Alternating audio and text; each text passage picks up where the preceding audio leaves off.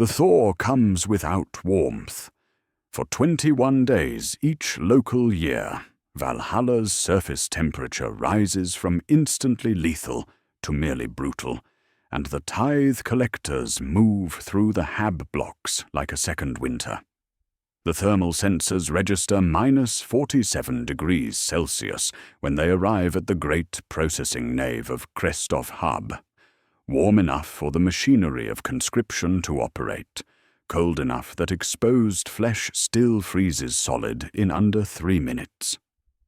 Behind the collectors trail servitors dragging processing equipment and data slates that glow with the names of 40 million potential conscripts, the annual minimum required to meet Valhalla's levy obligations.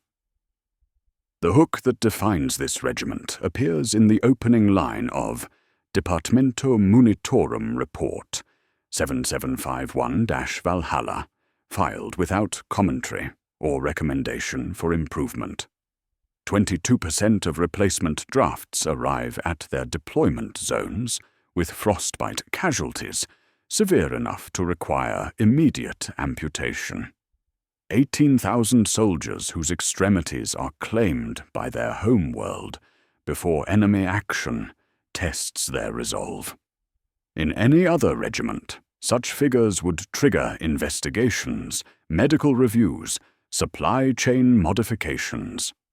For the Valhallan Ice Warriors, it represents acceptable operational parameters. A budget line in ledgers that measure human attrition with the same precision applied to promethium consumption. The conscription process unfolds with industrial precision inside hab assembly chambers, where ice forms on walls despite functioning heating systems. Citizens queue in lines that stretch through corridors, each undergoing standardized assessment, cardiovascular response to sudden temperature drops, psychological evaluation for compliance markers, physical examination for cold resistance indicators that separate viable soldiers from frozen corpses. Medicae servitors test capillary response in exposed fingertips, while scribes record lineage and prior exposure. The selectors work from quota sheets specifying exactly how many bodies must be processed, pairing physiology with obedience in the Imperium's most reliable technology. Every conscript receives their classification in ink before they wear a uniform.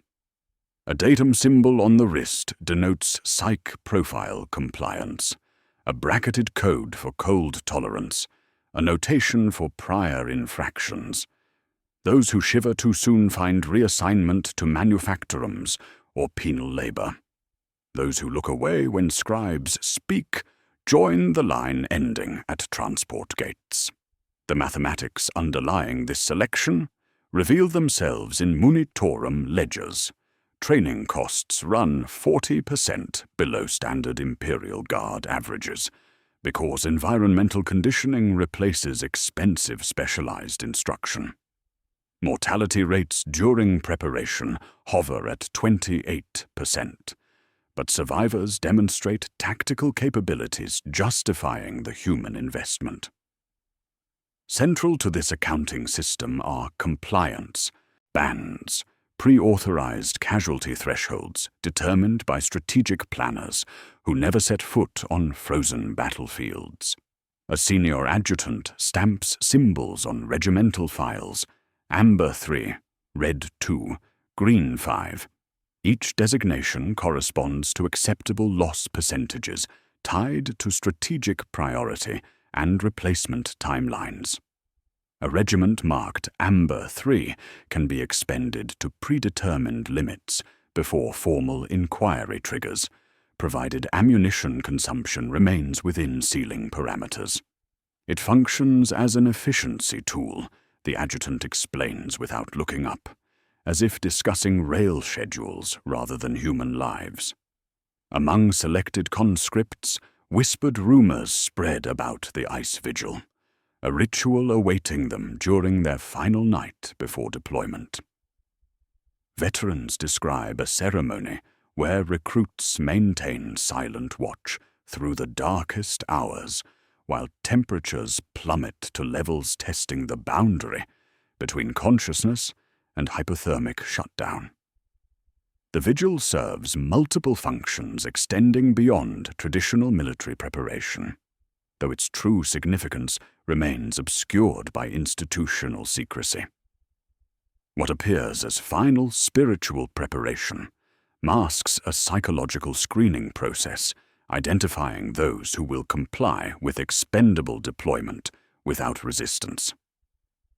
Training facility mortality statistics document the progression from civilian to soldier through controlled exposure to near-lethal environmental conditions.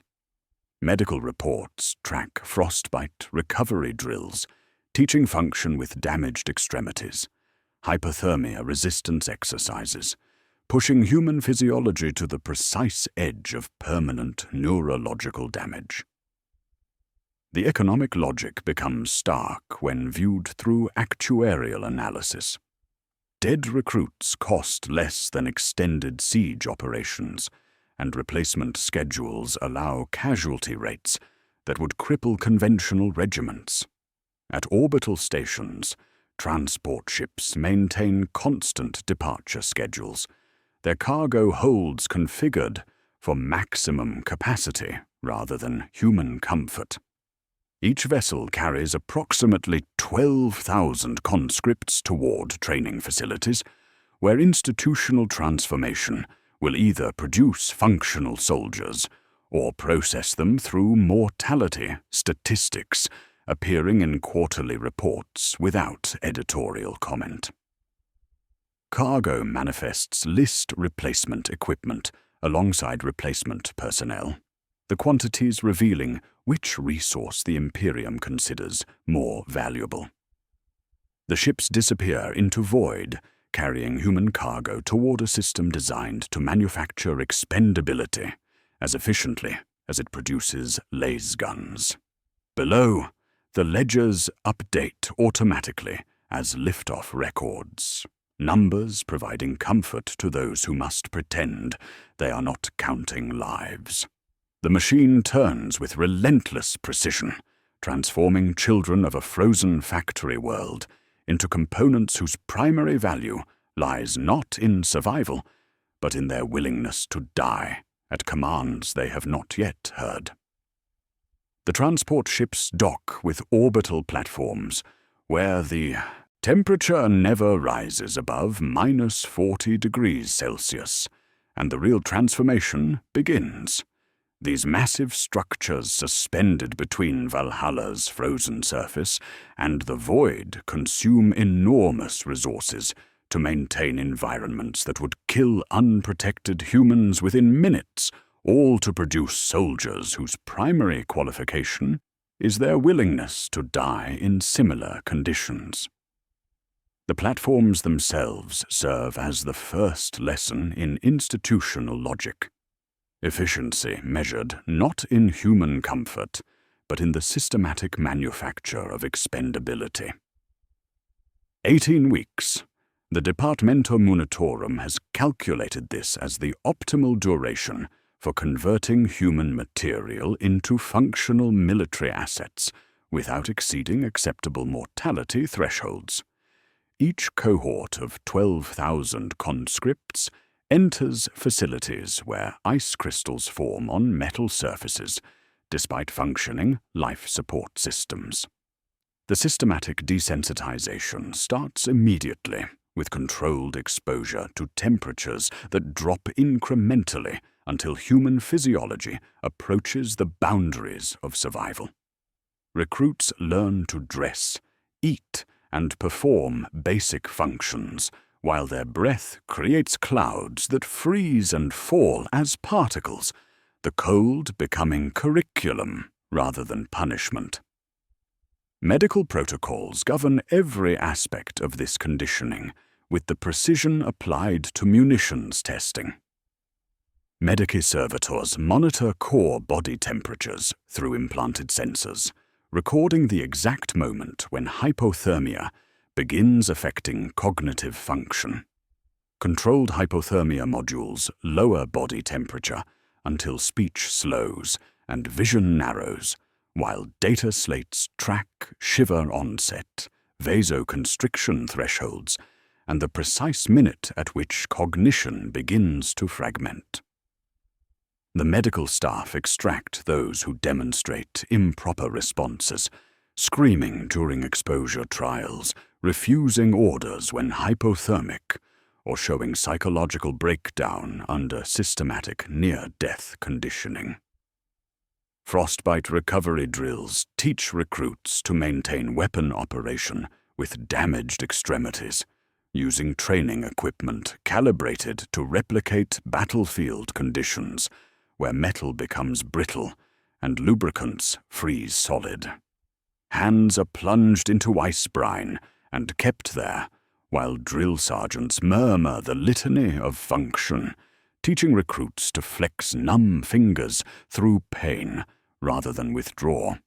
When readouts approach the red band for permanent neuropathy, rewarming procedures begin with warm saline, forced air, and prayers to the God Emperor that read like medical checklists. The institutional logic reveals itself through this careful cruelty. Valhallans are not naturally superior cold-weather fighters, but manufactured through systematic exposure to conditions that would kill civilians. Commissar trainers oversee this process as technicians of behavior rather than traditional military officers. They carry shock batons less often than thermal keys, using heat as currency to condition responses. An extra heating tab rewards correct form under duress, while heaters switch off mid-drill when recruits anticipate commands. Their work extends beyond political indoctrination to neurological adaptation, monitoring startle responses to sudden noises in extreme cold, and training reactions to specific vox tones until movement happens faster than thought. They observe which individuals maintain discipline when their bodies begin shutting down from cold, which ones follow orders when rational thought becomes compromised by hypothermia. Form 77. Expendable emerges during the 7th week as recruits encounter the authorization system that will govern their military service. The document appears innocuous, standard munitorum paperwork requiring commissarial signatures before certain tactical deployments. Medical cogitators set safety stop limits on hypothermia exposures, but commissars keep override sigils pinned to their coats. The form functions as insurance for officers who must make tactical decisions, treating soldiers as renewable resources, pre-authorizing casualty thresholds that allow commanders to expend units beyond normal operational limits without triggering formal inquiry. Psychological conditioning accompanies physical adaptation through techniques refined over centuries of producing expendable forces. The key lesson is semantic and absolute. Death is not failure, but duty completion. Training fatalities are logged as completions and credited to the unit's duty fulfillment index, while the living watch numbers climb in place of names carved on wood. Each time a recruit collapses and is wheeled to the mortuary, overseers mark boards and repeat the same 3 words in flat voices that do not pretend to eulogize. Duty concluded. Over weeks, language and physiology bend toward the same purpose. Recruits learn to speak in reports instead of feelings. I am cold becomes my extremities are non-functional. I am afraid becomes request guidance. The initial hatred of instructors dulls into numb respect for a system that does not lie to them. No one promises they will live. Everyone teaches them how to die correctly. A small number begin finding strange calm in predictable suffering earning micro-prestige from commissars who offer privileges like standing closest to heaters during debriefs or leading the next drill. The Ice Vigil assumes its true significance during these weeks as the final psychological preparation before deployment. Held on exposed catwalks under open sky pods, where station atmosphere thins to regulated vacuum. The temperature drops 5 degrees below usual baseline to prevent speech wasted on comfort. Each recruit receives a stub lumen and orders to keep it burning without moving from their mark while hoarfrost forms on rails. Instructors circulate in silence, counting not minutes, but deviations. The first to stamp feet, the first to hunch shoulders, the first to glance at neighbors with plea instead of contempt. Those who sit are carried away. Some do not wake. What survives the vigil is the part that obeys when the body demands the opposite. Training mortality statistics accumulate with bureaucratic precision. 28% of conscripts fail to complete the 18-week program. Their deaths recorded as acceptable losses within predetermined parameters. Medical reports classify causes with clinical detachment, hypothermic neurological damage, cardiovascular failures during cold exposure, psychological breakdown requiring termination. The survivors represent successful products of an institutional process that measures effectiveness against replacement schedules rather than individual welfare, yielding predicted increases in operational efficiency under severe cold by margins that justify the expense of 5 cohorts. Graduation ceremonies unfold with the solemnity of funeral rites because structurally they are funerals. Names of the dead are not read aloud, but etched into panels of clear ice that will melt in a month and be replaced by others. The living stand at attention while banners lower over crates of returned boots. Chaplains intone the same phrase used in wards, on catwalks, and in drill halls. Duty concluded. Commissars pin unit sigils to coats that do not warm, while tags are issued in duplicate, so one may be collected when the other is lost with the body. No music plays. On embarkation gantries, senior trainers' voices carry as far as necessary, with deployment orders for cold fields and instructions to keep sight lenses clear and minds empty.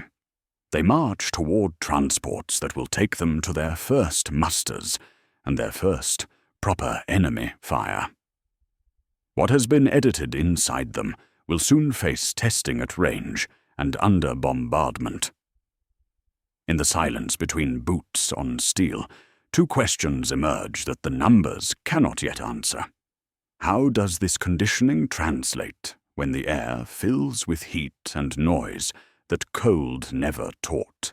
And what psychological adaptations have developed in those who survived a process designed to strip away everything but the will to obey? The graduates disembark from orbital platforms, carrying tactical manuals that read like actuarial assessments rather than military doctrine. What transforms these conditioned bodies into functional military units is not battlefield wisdom, but mathematical precision applied to human expenditure.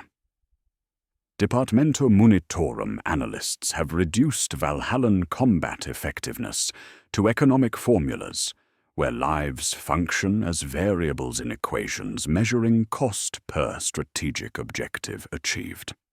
The core principle underlying all tactical deployment emerges from cold calculation. Human waves cost less than extended sieges when ammunition expenditure is factored against replacement timelines and logistical overhead. Standard Valhallan tactics follow a 3-phase doctrine that prioritizes efficiency over survival. Fix, freeze, overwhelm.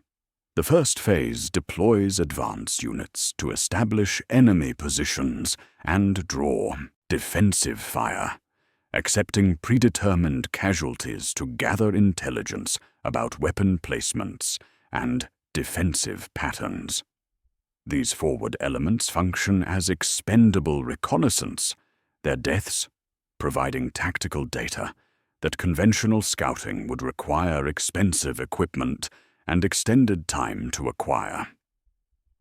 The second phase exploits environmental conditions to degrade enemy effectiveness through prolonged exposure, while Valhallan forces maintain operational capacity in conditions that would cripple conventional units.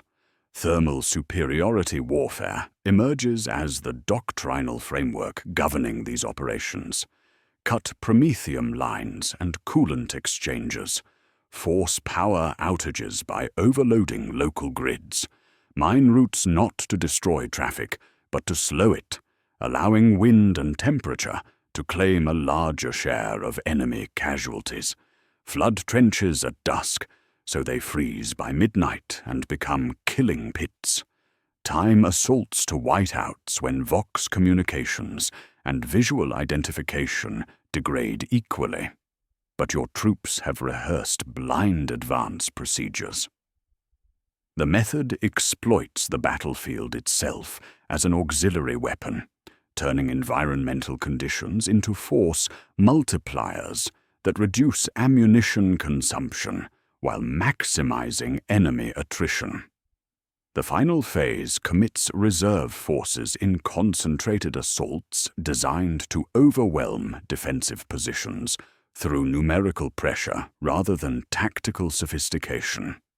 This approach operates within parameters established not by battlefield commanders, but by munitorum efficiency specialists who calculate optimal resource expenditure ratios. A senior logistics officer explains the underlying mathematics with clinical detachment. Siege operations consume ammunition at rates exceeding production capacity, while environmental attrition degrades equipment faster than replacement schedules can accommodate. Human wave tactics reduce munitions consumption per objective seized, while exploiting the Imperium's capacity to replace soldiers faster than it can manufacture heavy weapons or specialized equipment. Form 77 Expendable emerges as the bureaucratic mechanism enabling this doctrine through pre-approved casualty thresholds that shield field commanders from audit censure. The document functions as insurance against charges of gross negligence or criminal waste of Imperial resources, provided ammunition consumption remains within established quotas and tactical objectives are achieved within specified timeframes. Medical cogitators calculate acceptable loss rates based on environmental conditions, enemy strength assessments, and strategic priority classifications. A commissar reviews tactical deployment plans while comparing projected casualties against authorized thresholds, stamping approval on operations that would constitute mass murder if conducted by any other Imperial institution. The authorization process operates with bureaucratic precision that treats human lives as inventory items. Commanders receive authorization to expend units up to 70% strength without triggering formal inquiry. The percentages calculated to match replacement schedules and training facility output. The form's language maintains bureaucratic bloodlessness, authorize extended exposure, waive standard triage protocols, accept degradation of morale indices if strategic nodes are seized within operational windows. It functions as indemnity rather than order, specifying which sacrifices commanders may make, while still expecting promotion rather than court-martial. During tactical operations, Vox communications employ standardized codes, that have evolved beyond their original purposes. The transmission permafrost appears in operational records as a rally call intended to coordinate unit movements during environmental assault phases. Among veterans, its meaning has stretched into something more ominous.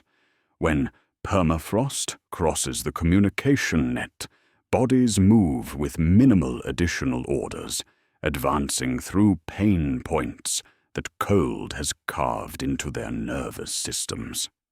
Medical officers document disturbing response patterns when this code is transmitted. Soldiers demonstrate physiological reactions consistent with conditioned reflexes rather than conscious tactical decisions, including elevated heart rates, dilated pupils, and reduced pain sensitivity, suggesting neurological programming rather than battlefield adrenaline.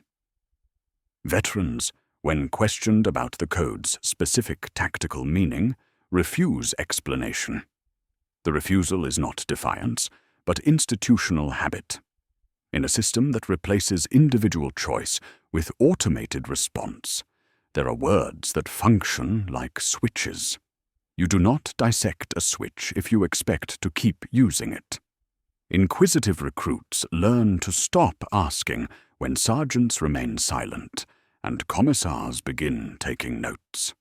The mystery preserves functionality that detailed explanation might compromise. Economic assessments justify these approaches through comparative analysis demonstrating brutal efficiency. Training costs for Valhallan regiments run 40% below standard Imperial Guard averages due to environmental conditioning, replacing expensive specialized instruction. Replacement rates allow casualty levels that would cripple conventional units while maintaining operational effectiveness through systematic personnel turnover. Equipment costs remain minimal due to simplified gear, designed for reliability rather than longevity, the savings offsetting higher human consumption rates. Effectiveness measurements in frozen theaters consistently favor Valhallan deployment, despite casualty rates that would trigger investigations in other contexts. The mathematical logic creates institutional momentum toward deploying Valhallans in scenarios where environmental conditions provide tactical advantages regardless of human cost. Strategic analysts document success ratios exceeding standard Imperial Guard performance by margins that justify expenditure when measured against alternative approaches requiring extended sieges or specialized equipment. Every calculation reinforces the same conclusion. In frozen theaters, the Imperium saves logistics by spending lives. A classified munitorum directive establishes the system's ultimate logic with administrative finality. Valhallan regiments are to be assigned to theaters where environmental attrition exceeds combat losses, maximizing their adaptive advantages while exploiting enemy vulnerabilities to extreme conditions. The directive specifies deployment criteria based on temperature ranges, atmospheric composition, and projected casualty ratios that treat soldiers as consumable resources optimized for specific environmental parameters. Transport manifests reflect this priority through destination assignments clustering around frozen worlds, ice-locked fortress systems, and void stations where life support failures create tactical opportunities for forces adapted to extreme cold. The efficiency of this system depends entirely on treating individual soldiers as interchangeable components rather than irreplaceable human beings. Each assignment comes with pre-calculated casualty projections and replacement schedules that assume massive losses while maintaining operational tempo through systematic personnel turnover. The numbers consistently favor approaches that consume soldiers rather than equipment, creating a doctrine where human expenditure becomes the preferred solution to tactical problems. These economic calculations raise questions that ledgers cannot answer. How do theoretical projections translate when institutional theory meets enemy fire under conditions no training facility can fully replicate? And what has the permafrost code become that veterans guard its meaning with such careful silence? The answers await testing in operational theaters, where mathematical models face the chaos of actual combat, and the true cost of systematic expendability reveals itself. The mathematical doctrine of acceptable loss finds its physical expression in every piece of equipment issued to Valhallan personnel. These are not weapons and armor designed for warriors expected to survive multiple campaigns, but tools engineered for systematic consumption in environments that kill as efficiently as enemy fire. The institutional priorities revealed through tactical doctrine translate directly into manufacturing specifications, where reliability under extreme conditions takes precedence over longevity, and replacement schedules assume equipment will be lost with the soldiers carrying it. The standard Valhallan less gun bears the designation MG Mark 7C, the suffix indicating cold weather modifications that strip away precision components in favor of simplified firing mechanisms. The weapon sacrifices accuracy and power output for functionality at temperatures that would render conventional Imperial Guard lasguns inoperable within hours. Fewer moving parts mean fewer failure points when metal becomes brittle and lubricants freeze solid. The trigger assembly uses a simplified spring mechanism that functions down to -60 degrees Celsius, while the power cell housing accommodates thermal batteries designed for single deployment use rather than extended battlefield service. These modifications reflect manufacturing philosophy, centered on bulk production rather than individual weapon quality. The simplified components reduce production costs by 40% while increasing manufacturing speed to levels that can match projected casualty rates. Quality control standards that would trigger investigations in Cadian or Catachon equipment become routine parameters for Valhallan issue, with acceptable failure rates reaching 15% during initial field testing. The institutional logic remains brutally consistent. Replacement soldiers arrive faster than repair schedules can process damaged equipment, making disposable reliability more valuable than durable precision. Flak armor demonstrates the same principles through design optimization for thermal efficiency rather than ballistic protection. The standard Valhallan pattern integrates heating elements that represent the only component receiving premium materials, their thermal output taking priority over stopping power in recognition that environmental exposure kills more reliably than enemy action. The heating systems operate on rationed power cells, distributed according to rank and tactical necessity, creating equipment-based hierarchies where survival probability depends on thermal privilege rather than combat skill or tactical position. Supply chain logistics reveal the industrial scale underlying this equipment philosophy, through manufacturing facilities dedicated exclusively to producing gear rated in cold hours rather than operational years. Weapons testing occurs in cryogenic chambers, where technicians measure function degradation at incremental temperature drops, charting reliability curves against acceptable loss parameters, Standard components fail catastrophically at -40 degrees when lubricants solidify and metal contracts at differential rates. But Valhallan modifications maintain basic functionality down to -60 through specialized compounds that remain viscous at temperatures that would freeze conventional alternatives solid. The economic reality emerges through failure rate analysis that would constitute criminal negligence in elite regiments, but represents acceptable parameters for expendable forces.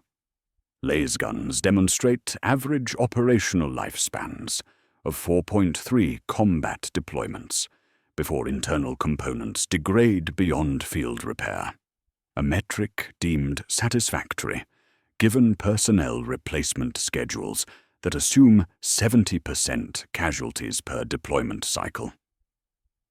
Armor heating systems fail within 6 months of continuous operation. Ammunition suffers reliability degradation that reduces effective range by 15%, and specialized components require replacement at rates exceeding manufacturing capacity during peak deployment periods. These failure rates are tolerated because the underlying mathematics favor replacement over repair when calculated against human expenditure rates. A damaged lasgun receives field stripping for salvageable components rather than workshop restoration, its functional parts used to maintain other weapons until replacement shipments arrive with the next personnel transport.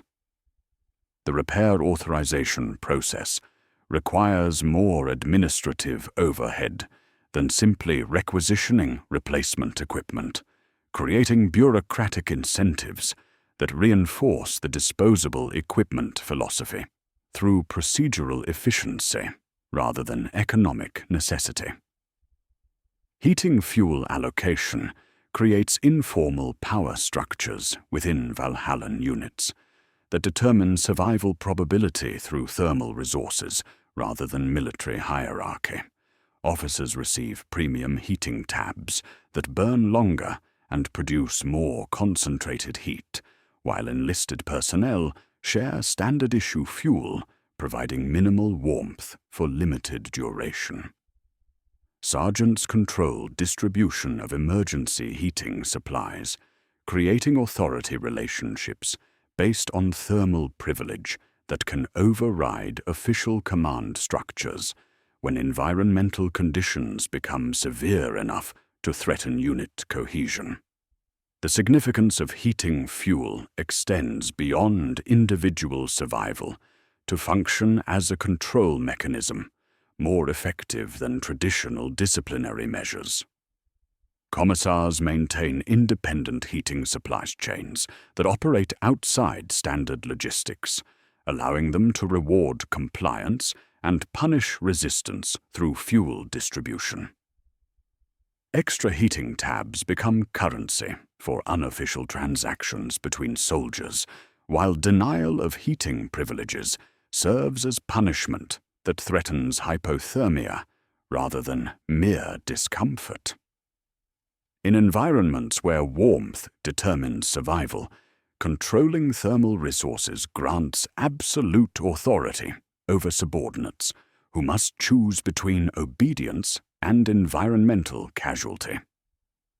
Specialized ammunition represents the most sophisticated component in the Valhallan arsenal, using modified propellant compounds that maintain consistent burn rates down to -70 degrees, while projectile materials resist thermal contraction, affecting ballistic performance.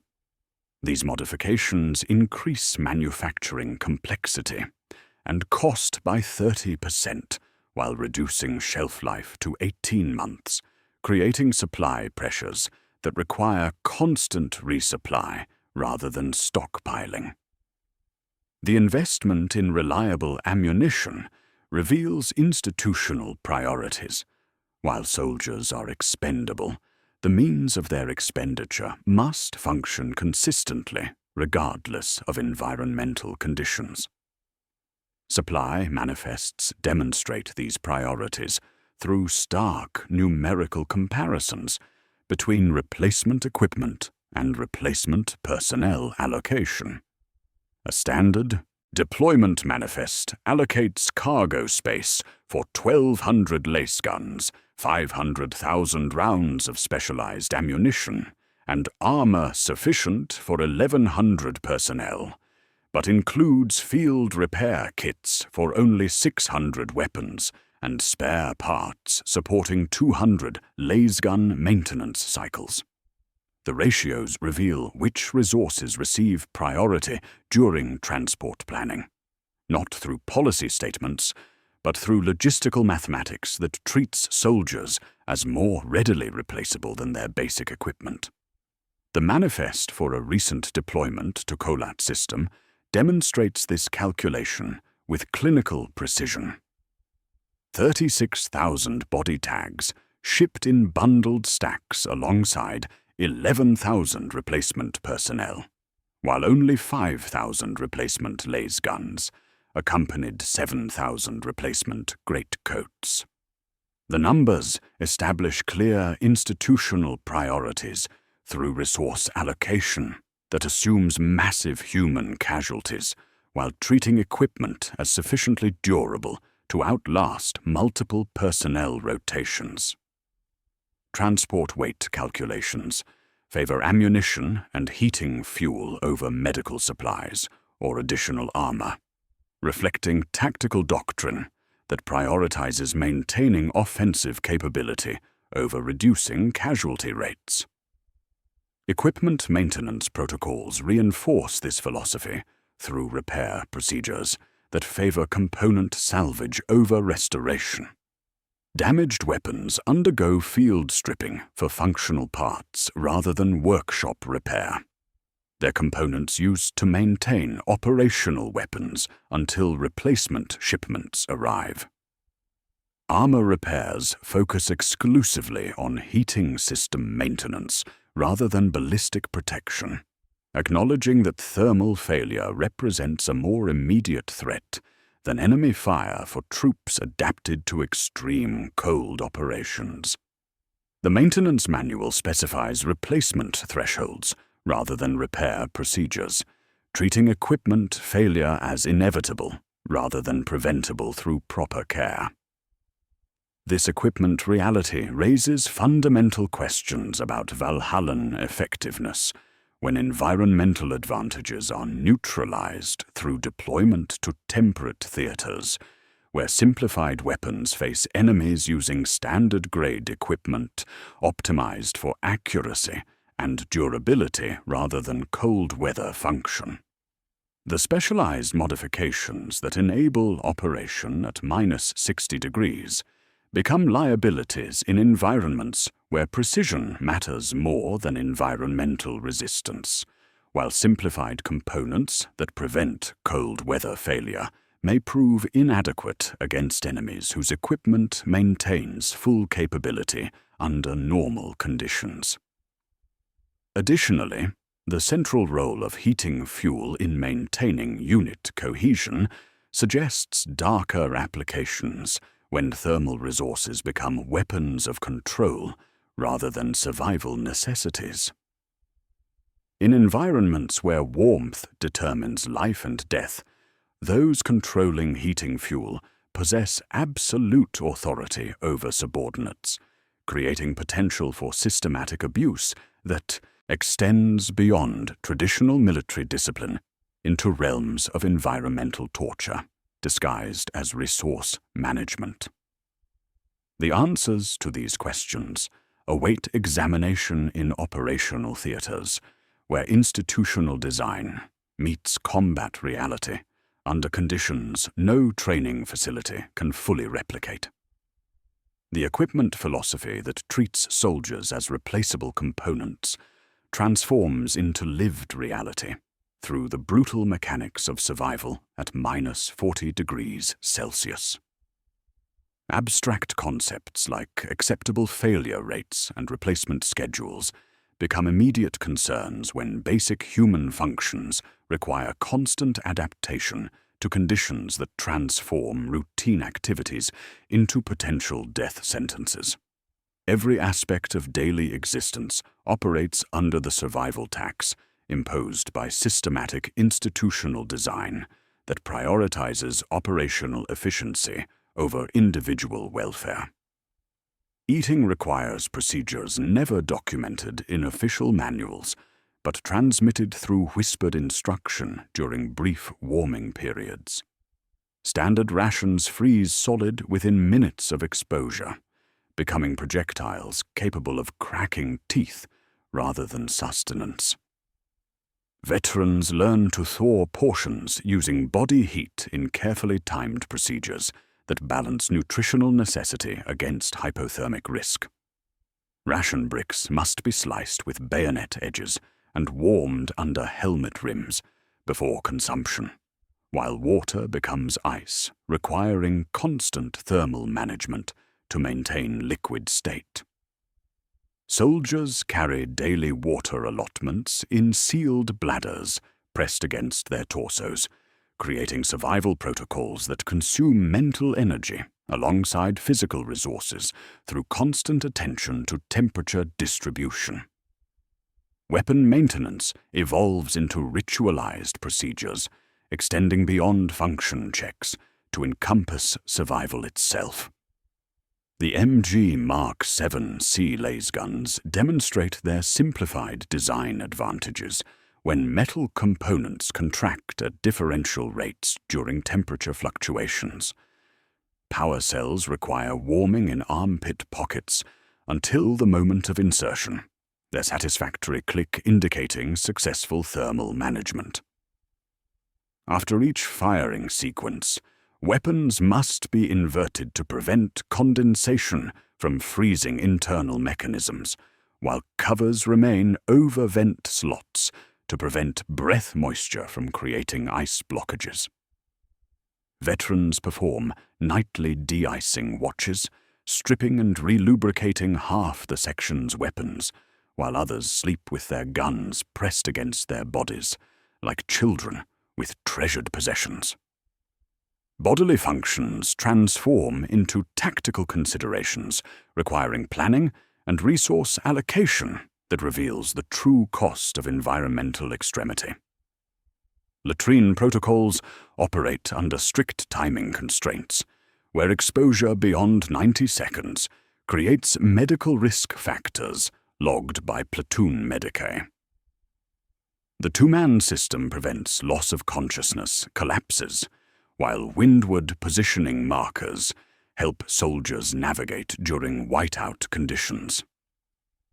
Medical personnel document increased rates of urinary tract infections and digestive complications among troops who avoid necessary exposure, creating health degradation that compounds environmental stress while reducing combat effectiveness through systematic physical deterioration. The survival tax manifests through black market economies operating within every deployed unit, creating informal resource distributions networks that can override official supply chains when environmental necessity takes precedence over military regulation. Dry socks command trading values equivalent to 5 rounds of specialized ammunition, reflecting their critical importance in preventing frostbite casualties. Insulation materials scavenged from damaged equipment become contraband items sewn into boots with gut thread that maintains flexibility in extreme cold. Quartermasters develop selective blindness regarding these modifications when appropriate considerations warm the right palms at opportune moments. Heating fuel allocation creates power dynamics that supersede traditional military hierarchy through control over resources, determining immediate survival probability. Officers receive longer burning tabs as standard privilege, while sergeants manage distribution for enlisted personnel, creating authority relationships based on thermal resources rather than rank insignia. Commissars maintain independent heating supply chains, secured with purity seals, and locks opened by keys that leave frostburn welts around their necks. When discipline requires reinforcement, temperatures drop through fuel denial. When morale needs encouragement, stoves burn through entire nights for squads demonstrating proper performance under fire. These thermal privileges create informal hierarchies where soldiers with access to additional heating tabs exercise authority exceeding their official positions. Veterans learn that no one disobeys individuals who control warmth distribution, while officers find themselves negotiating with subordinates who possess thermal resources necessary for survival. The power to provide heat grants influence that formal military structure cannot match when environmental conditions threaten unit cohesion through systematic hypothermic pressure. The Ice Vigil undergoes battlefield evolution that transforms its original conditioning function into operational assessment tools used by veterans and officers to evaluate unit psychological stability under extreme conditions. During combat lulls, squads instinctively arrange themselves in lines on exposed ground, where breath crystallizes and drifts earthward, while temperatures test the boundaries between consciousness and hypothermic shutdown. Veterans observe not for stoicism, but for deviations that predict battlefield reliability. Soldiers who stamp feet when they believe observation has lapsed will break when Vox communications fail, while those who maintain horizon focus, despite frost accumulating on their lashes, will hold positions under bombardment. Officers request names following these informal assessments, creating files with pencil annotations that determine tactical deployment assignments based on vigil performance rather than official training scores.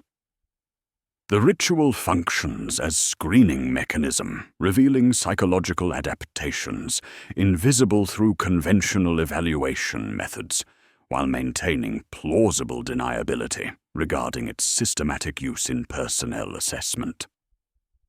Shared heating tabs emerge as trust indicators, creating bonds that transcend official military hierarchy through mutual dependence on thermal resources.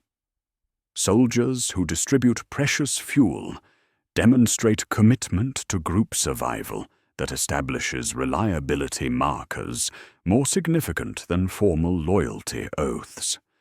These sharing patterns create thermal squads functioning as informal units within official structure, pooling resources and coordinating survival strategies that can conflict with orders when environmental conditions threaten group welfare. Thermal squads develop protocols for resource distribution, tactical coordination, and survival planning operating parallel to official military procedures. Members coordinate heating schedules, maintaining continuous warmth distribution, while sharing specialized knowledge acquired through experience that keeps casualty rates below replacement thresholds.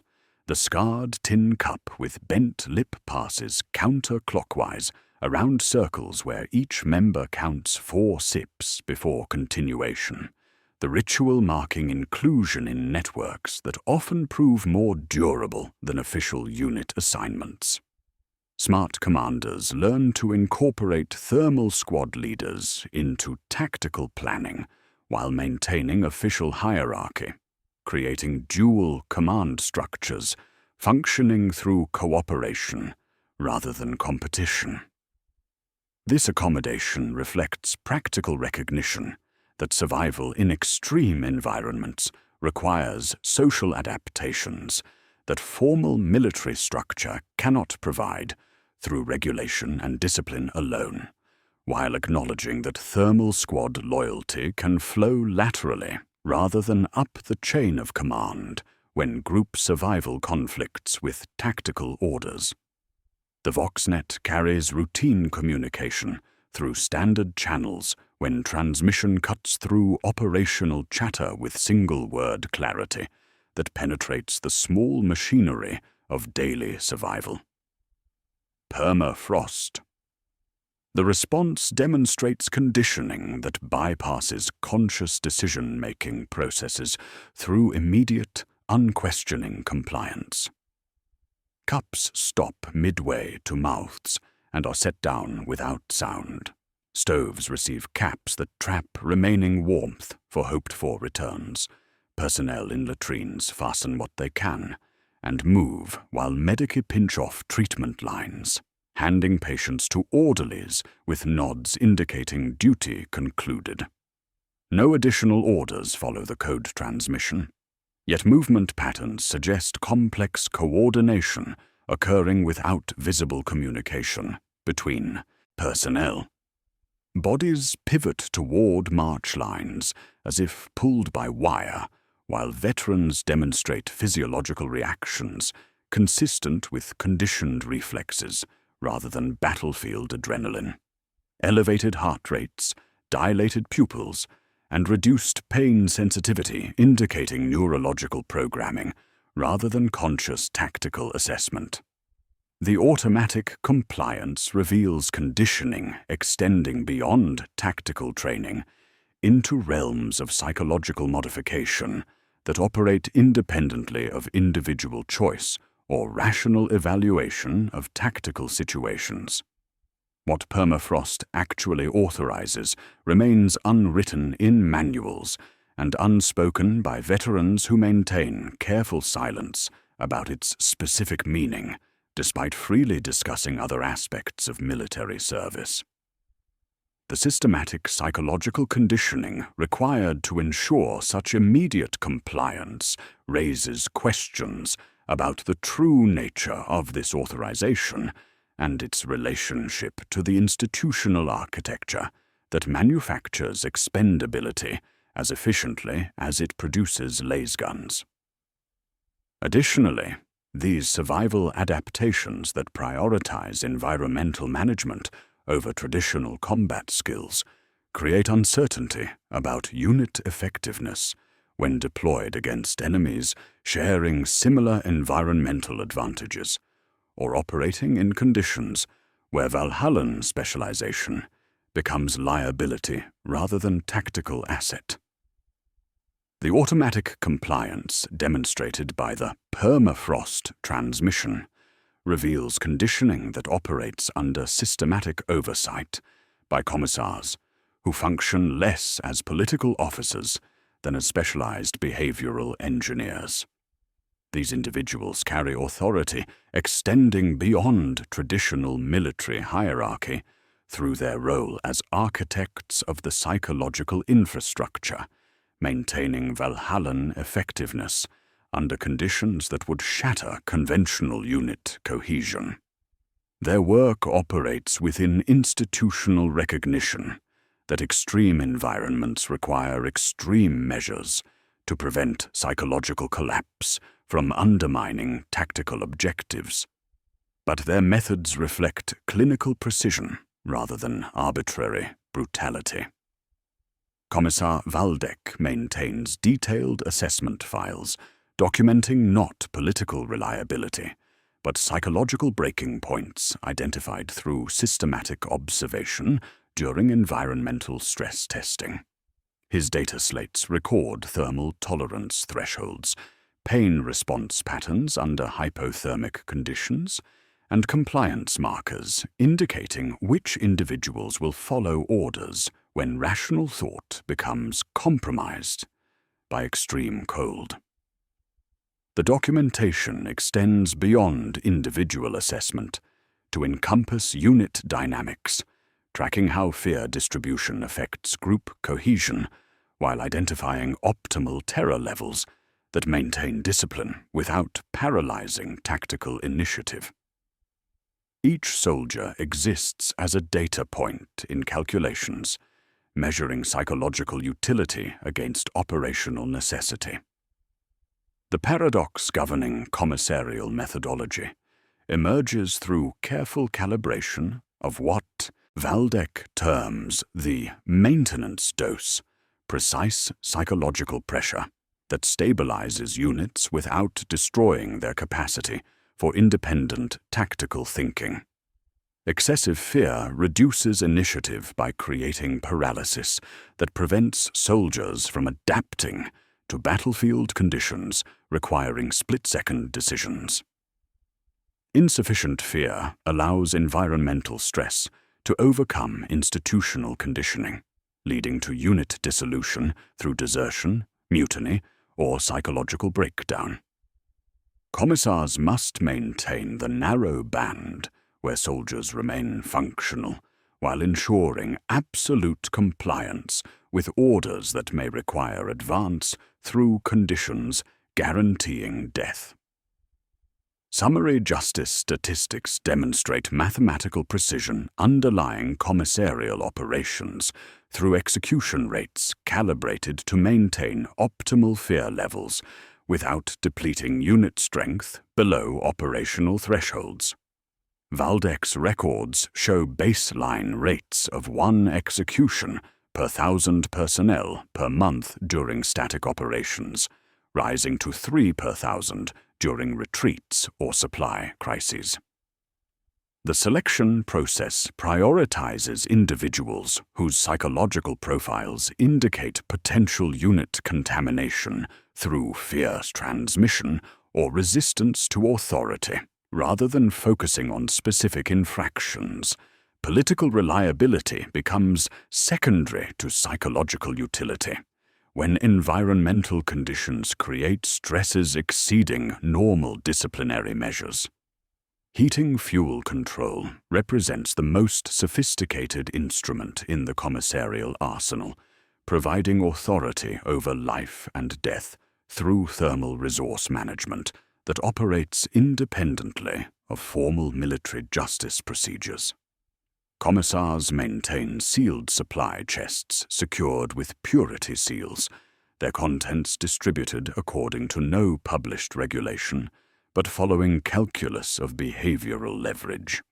Extra heating tabs reward compliance and demonstrate institutional benevolence, while thermal interdiction serves as punishment that threatens hypothermia without requiring formal charges or documentation.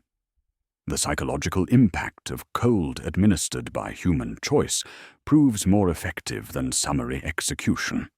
A firing squad creates an example lasting hours, while systematic fuel denial creates examples that linger in cellular memory. The ice vigil undergoes systematic exploitation as both assessment and conditioning tool under commissarial oversight. Waldeck observes these ceremonies to evaluate individual psychological stability, while using the ritual to reinforce conditioning that prioritizes group survival over individual welfare.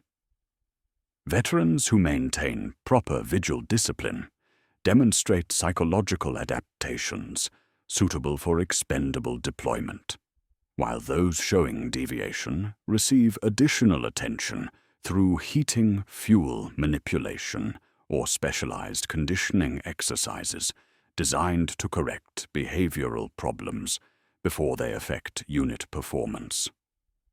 The vigil functions as continuous diagnostic, revealing psychological infrastructure invisible through conventional evaluation methods.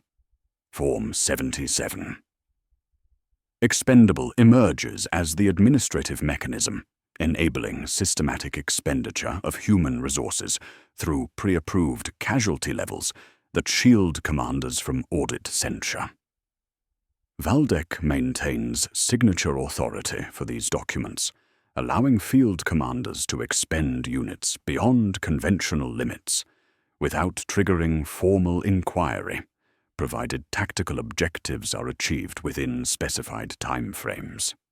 The authorization process operates through mathematical assessment of strategic value against human cost, with commissars calculating acceptable loss percentages based on replacement schedules and tactical necessity rather than humanitarian considerations.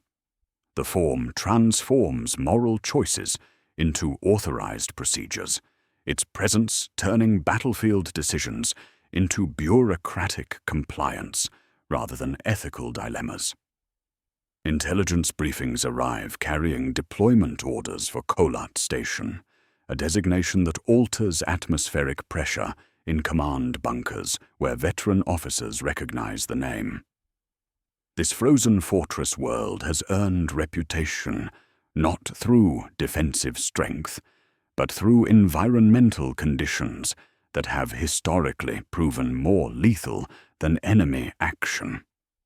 3 previous assault attempts resulted in complete unit loss through environmental casualty rather than combat engagement.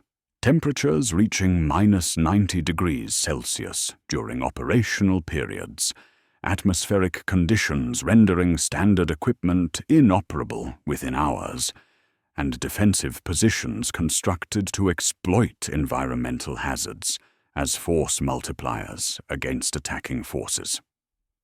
Kolat Station represents the ultimate test of institutional design through deployment conditions that push environmental adaptation beyond previous operational parameters. The Fortress World's defenders have learned to weaponize weather itself, constructing killing fields where wind patterns create localized temperature drops exceeding human survival limits, while channeling attacking forces through environmental hazards designed to inflict maximum attrition without ammunition expenditure. Intelligence assessments indicate previous assault forces suffered 90% casualties through environmental exposure before engaging enemy positions, creating tactical situations where environmental conditioning becomes more critical than combat training. The mathematical assessment reveals acceptable operational parameters despite projected casualty rates that would constitute military disaster in conventional contexts. Transport manifests allocate space for replacement equipment and personnel based on casualty projections reaching 80% of deployed strength, while supply requisitions prioritize heating fuel and environmental protection over medical supplies or additional armor. The institutional logic remains consistent. Environmental casualties are preferable to extended siege operations that consume ammunition and equipment at rates exceeding production capacity. By lamplight in his command bunker, Valdek reviews casualty projections for the Kolat deployment, while comparing anticipated losses against replacement schedules and training facility output. The data slate displays columns of numbers that reduce human lives to mathematical variables: exposure casualties, equipment failure rates, enemy action estimates, replacement timelines. His stylus hovers over the authorization field for Form 77. Expendable documents that will accompany unit commanders to Kolat Station, their contents determining which tactical decisions receive institutional support regardless of human cost. The authorization ceremony unfolds with bureaucratic precision that masks its moral weight. Valdek reviews triage waivers authorizing Medicare to prioritize unit effectiveness over individual welfare, initials clauses permitting heating fuel seizure from underperforming sections, and assigns broadcast authority for permafrost to his personal seal. The stylus descends with finality that echoes through the bunker. A wet crack in air so cold it slows the ink, sealing authorization for expenditure levels that transform soldiers into renewable resources optimized for tactical consumption. The signed documents rest in sealed packets, awaiting transport to Kholat Station, their contents representing institutional commitment to strategic objectives that transcend individual welfare, while providing legal protection for commanders who must make battlefield decisions, treating human lives as expendable components rather than irreplaceable assets.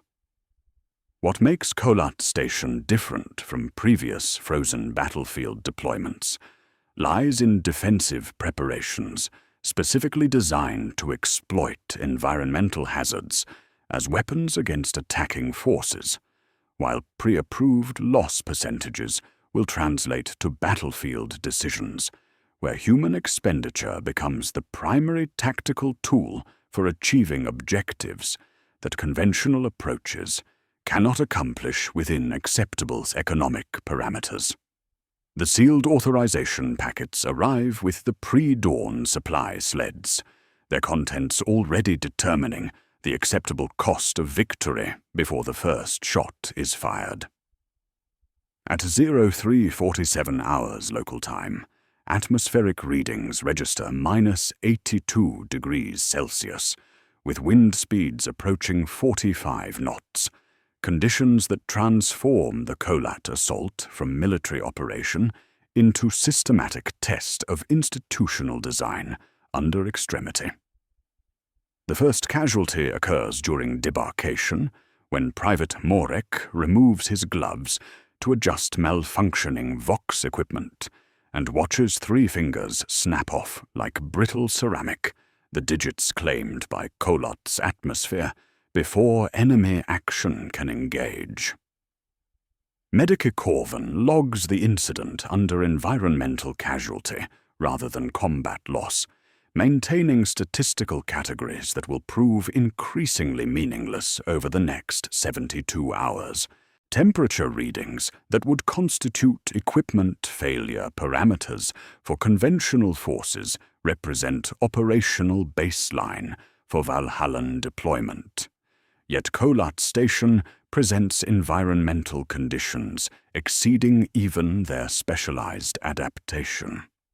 The Fortress World's defenders have learned to weaponize atmospheric extremity through tactical modifications that turn weather itself into artillery.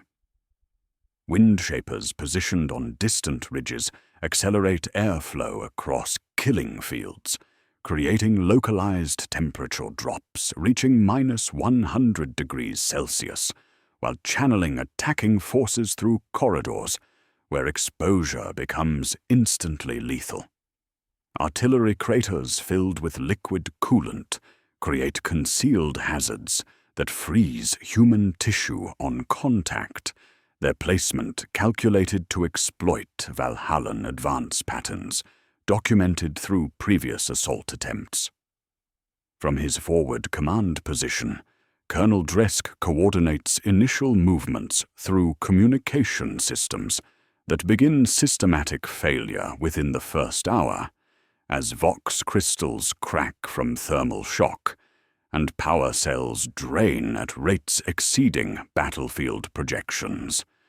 Standard tactical doctrine requires immediate modification when officers cannot maintain contact with forward elements, forcing reliance on predetermined assault patterns and the institutional assumption that units will advance regardless of communication breakdown.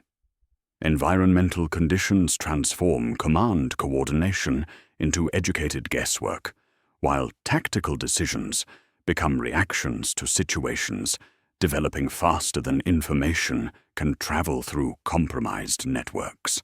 The killing fields extend across 3 kilometers, where Trooper Vask advances with the first assault wave, each footstep requiring conscious effort to prevent boots from freezing to ice-covered debris littering approach routes. His MG Mark 7C lasgun functions for 17 shots before simplified firing mechanisms seize from thermal contraction. the weapon's cold weather modifications, proving inadequate for conditions exceeding design specifications. Specialized ammunition suffers reliability degradation that reduces effective range to distances requiring close engagement with enemies whose equipment maintains full functionality under identical conditions, neutralizing the environmental advantages that provide Valhallan tactical superiority in conventional frozen theaters. Medical personnel discover that standard triage protocols become meaningless when environmental conditions create casualty categories exceeding treatment capacity. Medical Corvan processes soldiers whose blood freezes in wounds before natural coagulation can occur, creating internal ice formations requiring thermal treatment unavailable under battlefield conditions. Hypothermia cases arrive faster than warming procedures can accommodate, while frostbite injuries overwhelm surgical capacity through sheer volume of tissue requiring immediate amputation to prevent systemic infection. The aid stations transform from treatment facilities into processing centers for environmental casualties that outnumber combat injuries by ratios approaching 4-to-1. Tactical decisions shift from strategic considerations to heating fuel management when environmental conditions threaten unit cohesion through systematic hypothermic pressure.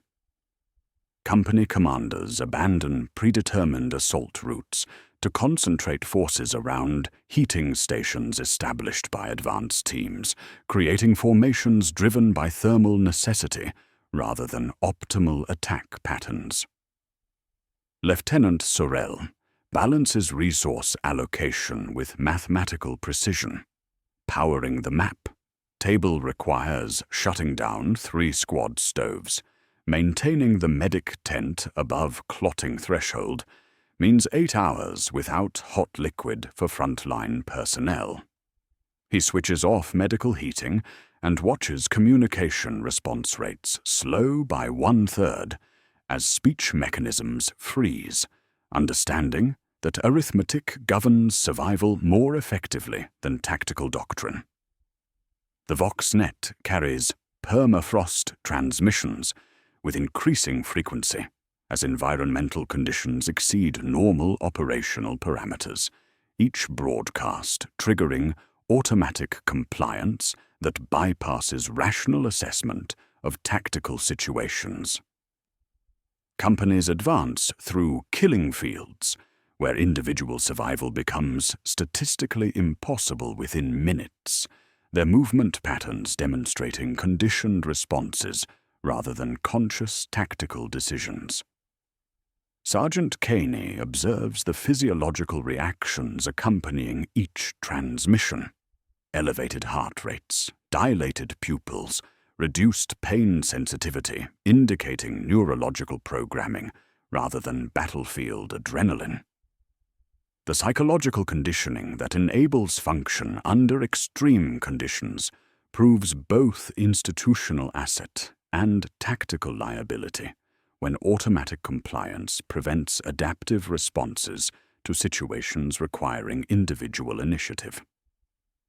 Hour 18 brings engagement at the outer heat exchanger galleries, where Kolat's defenders demonstrate equal environmental adaptation while maintaining superior equipment functionality.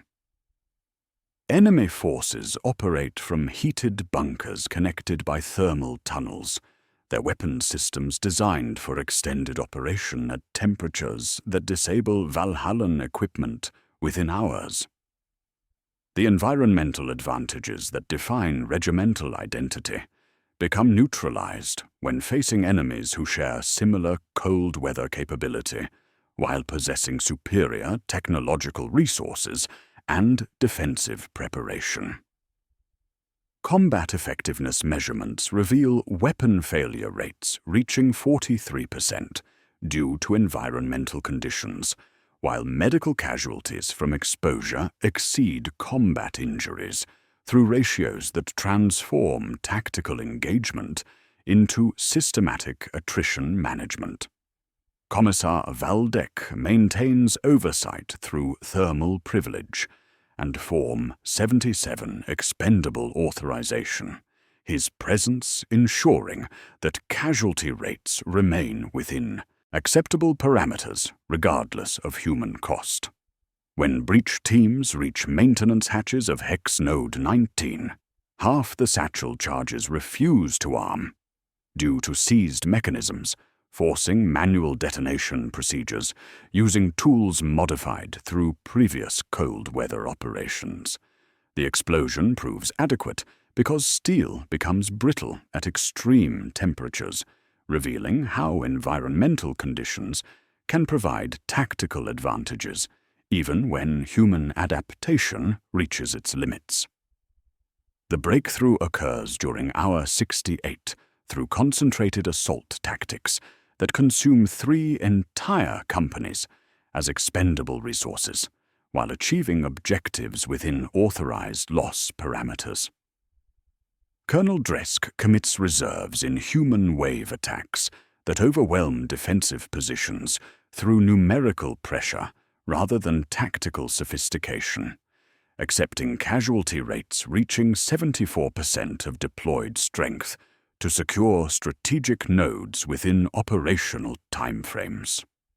The tactical success validates institutional doctrine, while demonstrating its reliance on human expenditure at levels that would constitute military disaster in conventional contexts, the victory emerging from systematic application of soldiers as renewable resources optimized for consumption rather than preservation. Enemy positions fall not through superior tactics, but through systematic absorption of defensive fire capacity, while maintaining assault momentum through replacement rather than preservation of individual personnel. Defenders' ammunition expenditure exceeds resupply capacity when facing waves of attackers whose conditioning enables advance through conditions that would halt conventional forces, creating tactical situations where environmental adaptation becomes more valuable than individual survival.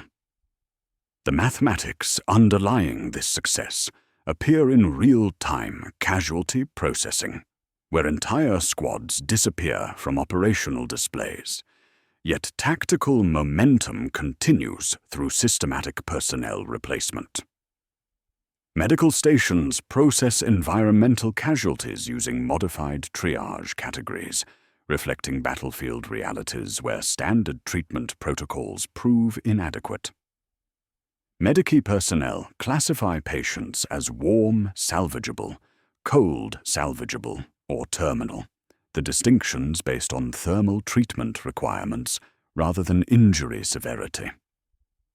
A soldier arrives with his hand charred black from stove accident 6 hours prior, continuing advance because hypothermia prevented pain sensation until tissue damage reached bone. The Medici records terminal classification and redistributes his heating tabs to the squad that carried him, understanding that living units achieve objectives while individual additional lives provide no tactical advantage. Combat phases demonstrate institutional effectiveness and moral cost through tactical decisions that consume human resources as systematically as ammunition while maintaining operational tempo through replacement rather than innovation. Units advance through killing fields where survival becomes impossible, yet collective success remains achievable through personnel expenditure, creating battlefield situations where victory requires acceptance of casualty levels that transcend individual experience to become institutional process. The assault methodology validates systematic design, prioritizing operational effectiveness over individual welfare through human expenditure, functioning as intended tactical tool, rather than unfortunate operational necessity. At 72 hours, strategic objectives stand secured, with acceptable loss ratios, maintained despite casualty levels that would trigger investigations in conventional military contexts. Casualty reports filed under Form 77. Expendable compliance document tactical success, achieved within authorized parameters, while maintaining bureaucratic language that obscures human cost through statistical abstraction. In command alcoves, scribes with frost-burned cheeks process environmental casualties, equipment failures, and enemy action statistics, their columns turning green when internal compliance checks pass automated review.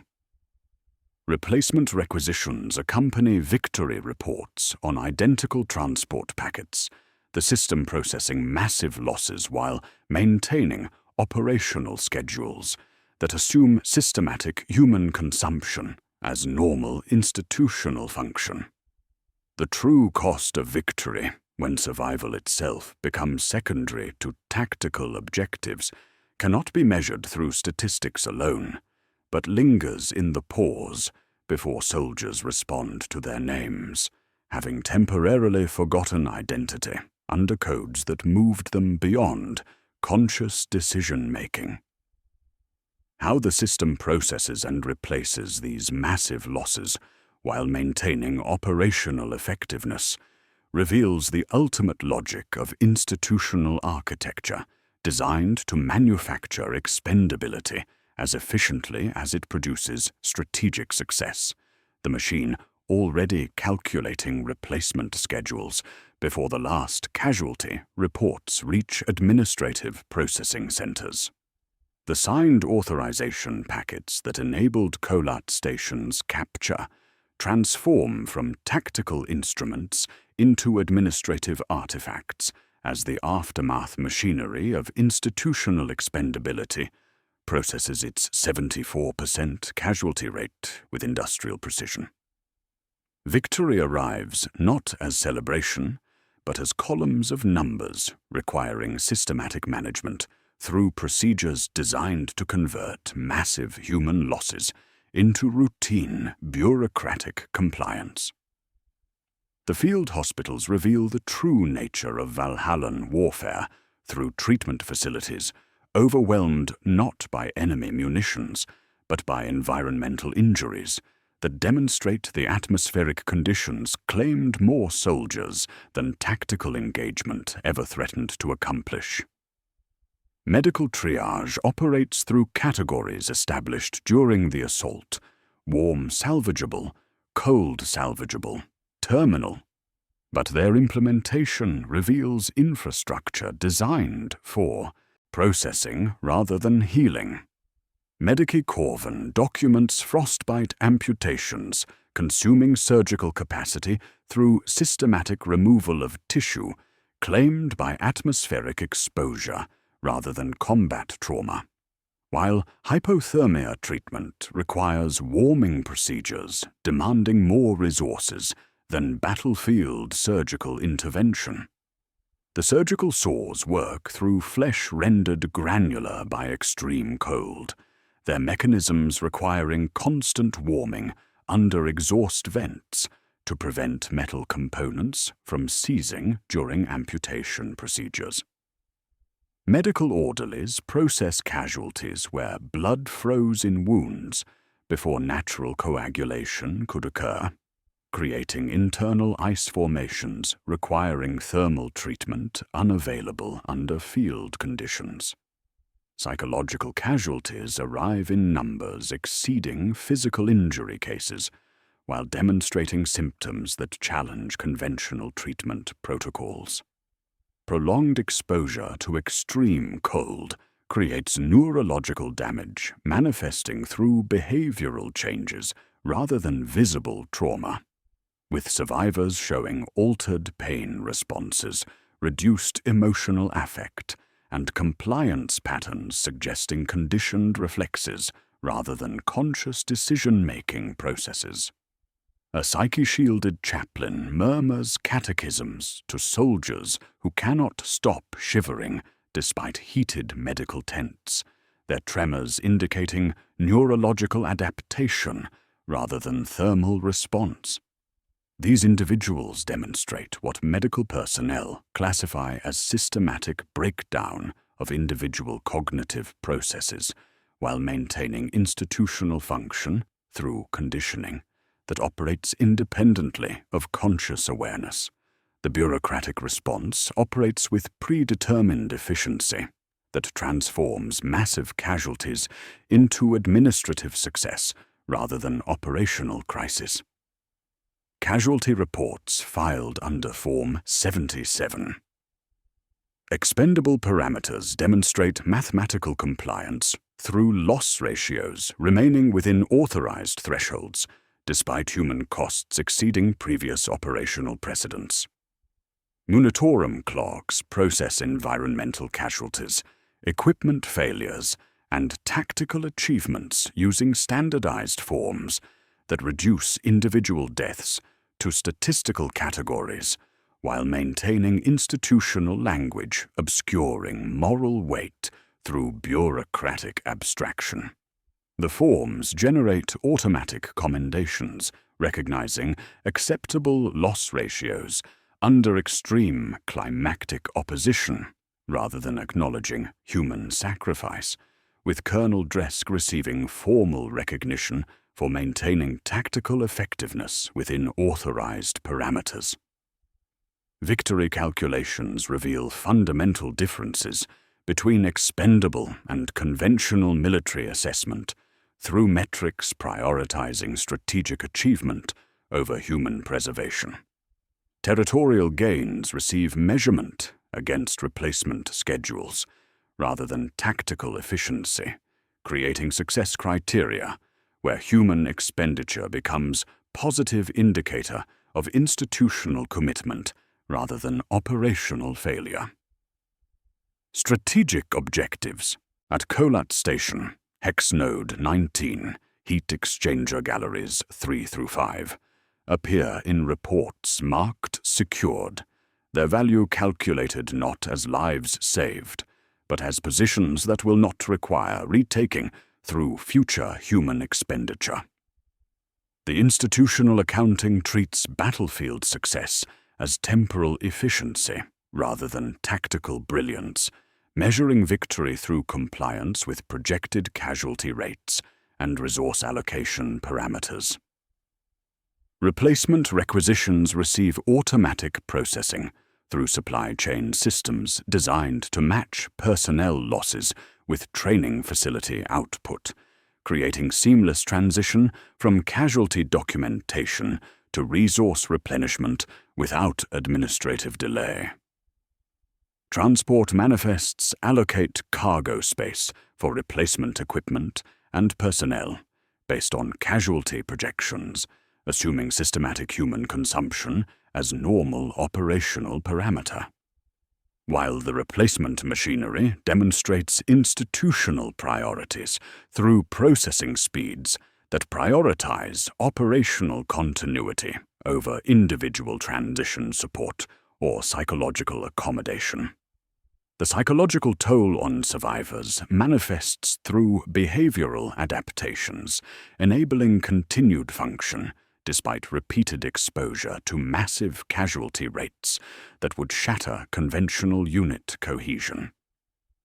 Sergeant Caney observes his company reduced from 120 soldiers to 37 functional personnel, checking casualty lists against mental rosters while experiencing emotional numbing that extends beyond normal combat stress to encompass systematic disconnection from individual identity.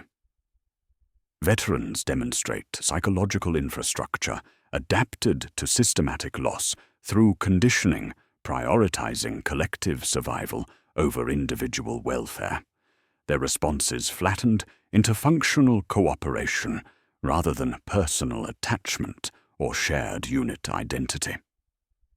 Unit cohesion undergoes transformation from traditional military bonding to pragmatic cooperation based on mutual recognition of expendability rather than personal loyalty. The thermal squads that provided informal support networks during deployment dissolve through casualty rates eliminating most participants, replaced by functional relationships between individuals who understand their systematic replaceability within institutional machinery.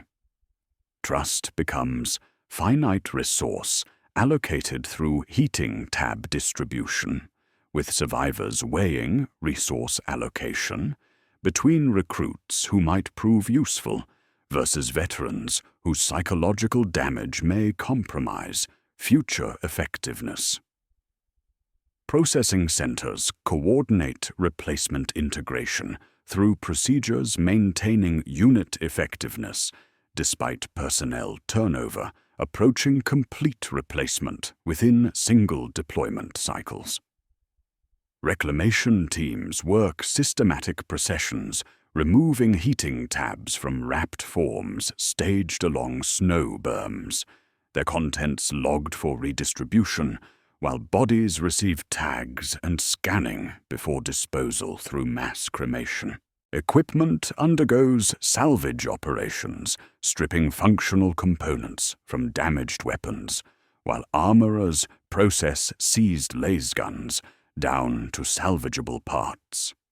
The institutional efficiency treating individual soldiers as temporary carriers for reusable military assets.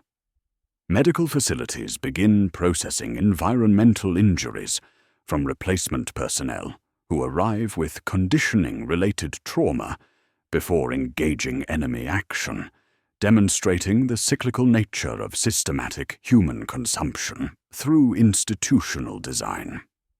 The replacement transports maintain constant orbital approach patterns, their cargo holds filled with fresh conscripts processed through training facilities operating at maximum capacity to maintain personnel supply chains, matching projected casualty rates. New personnel receive assignment to depleted units where veteran survivors provide tactical instruction while maintaining institutional continuity through rank structure and operational procedures rather than personal relationships or unit tradition. The administrative machinery processes these transitions with relentless precision, treating individual casualties as temporary interruptions in ongoing institutional function rather than meaningful disruptions requiring operational modification or strategic reassessment. By dusk of the third day, casualty processing achieves sustainable pace, while replacement manifests indicate personnel turnover exceeding previous deployment cycles, the system maintaining operational tempo through systematic personnel rotation, preventing accumulation of psychologically damaged individuals, while preserving institutional knowledge through structured transfer procedures. Transport ships descend through Kholat's atmosphere, with lights piercing thin cloud cover, their holds carrying human material that still possesses complete extremities and simplified equipment designed for single deployment consumption. The receiving crews prepare integration protocols, laying replacement boots where previous occupants once stood, heel to toe, maintaining formation continuity that obscures individual absence through systematic substitution. The machine turns with industrial efficiency, manufacturing expendability, as systematically as it produces strategic success, each cycle beginning again with fresh human resources, entering systems designed to consume them as renewable components optimized for tactical objectives rather than individual survival. The questions emerging from this systematic processing reveal fundamental concerns about institutional sustainability and individual psychological adaptation that cannot be resolved through administrative efficiency alone.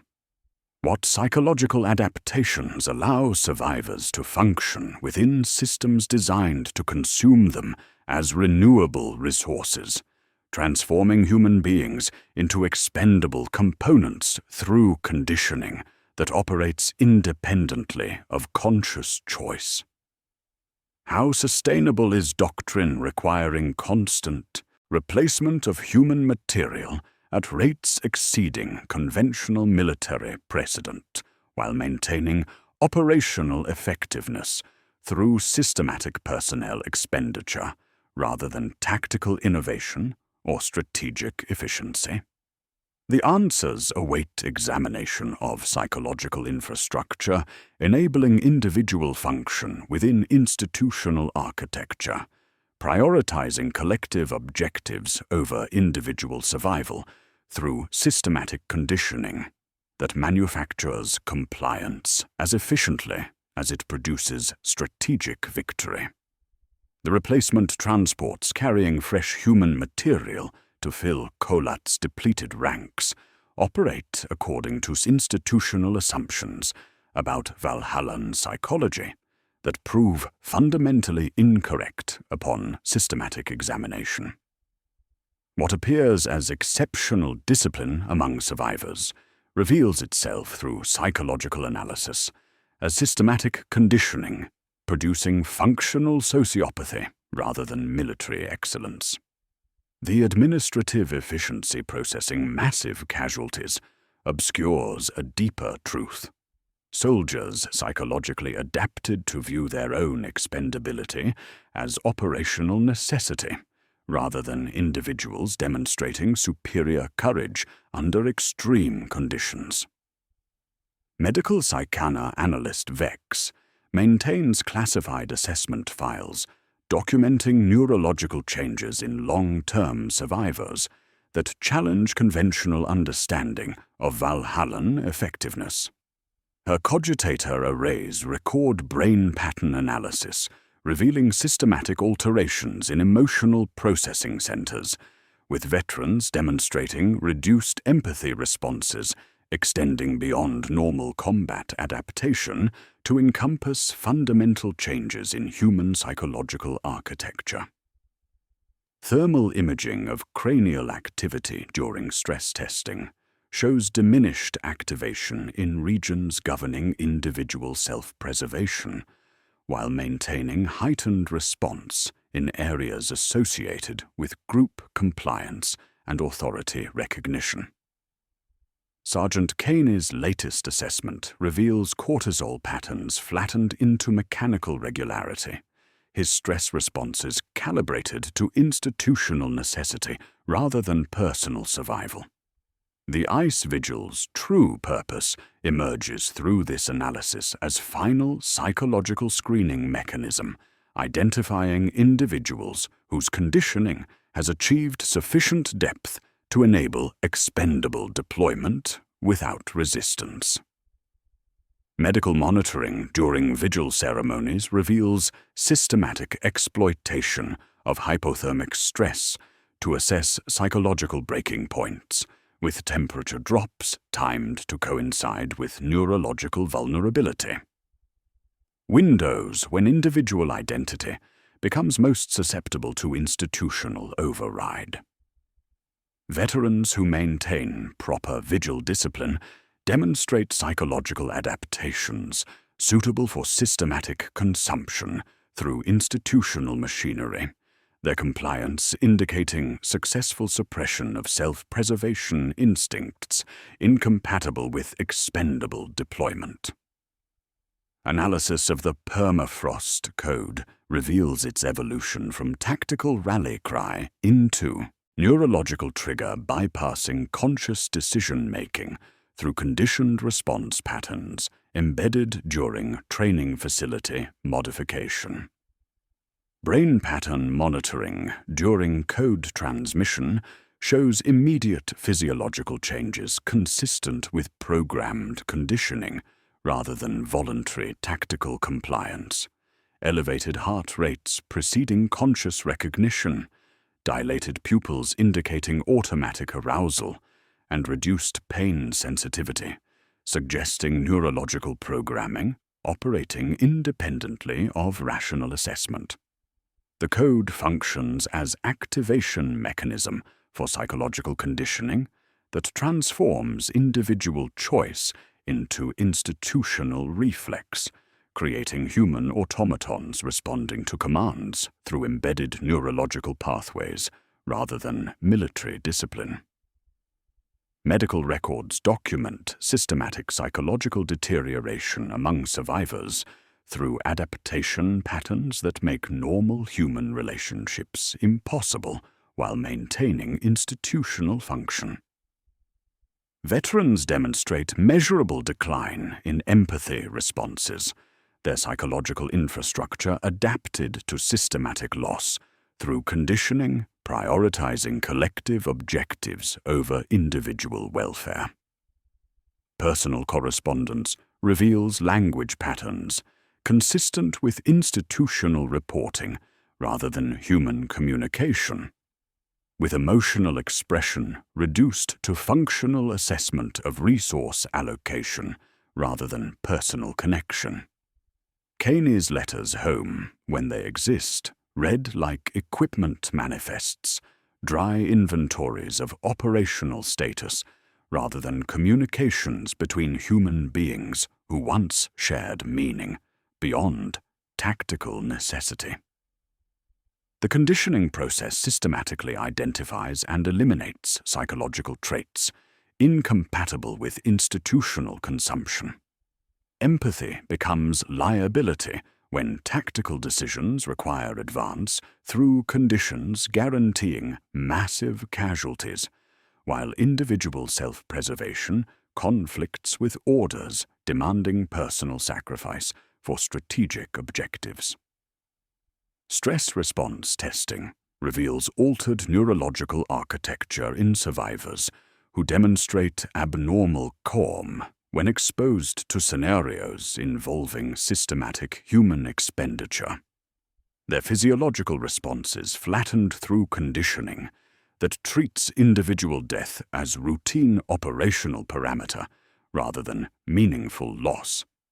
This realization exposes profound moral inversion underlying Valhallan effectiveness.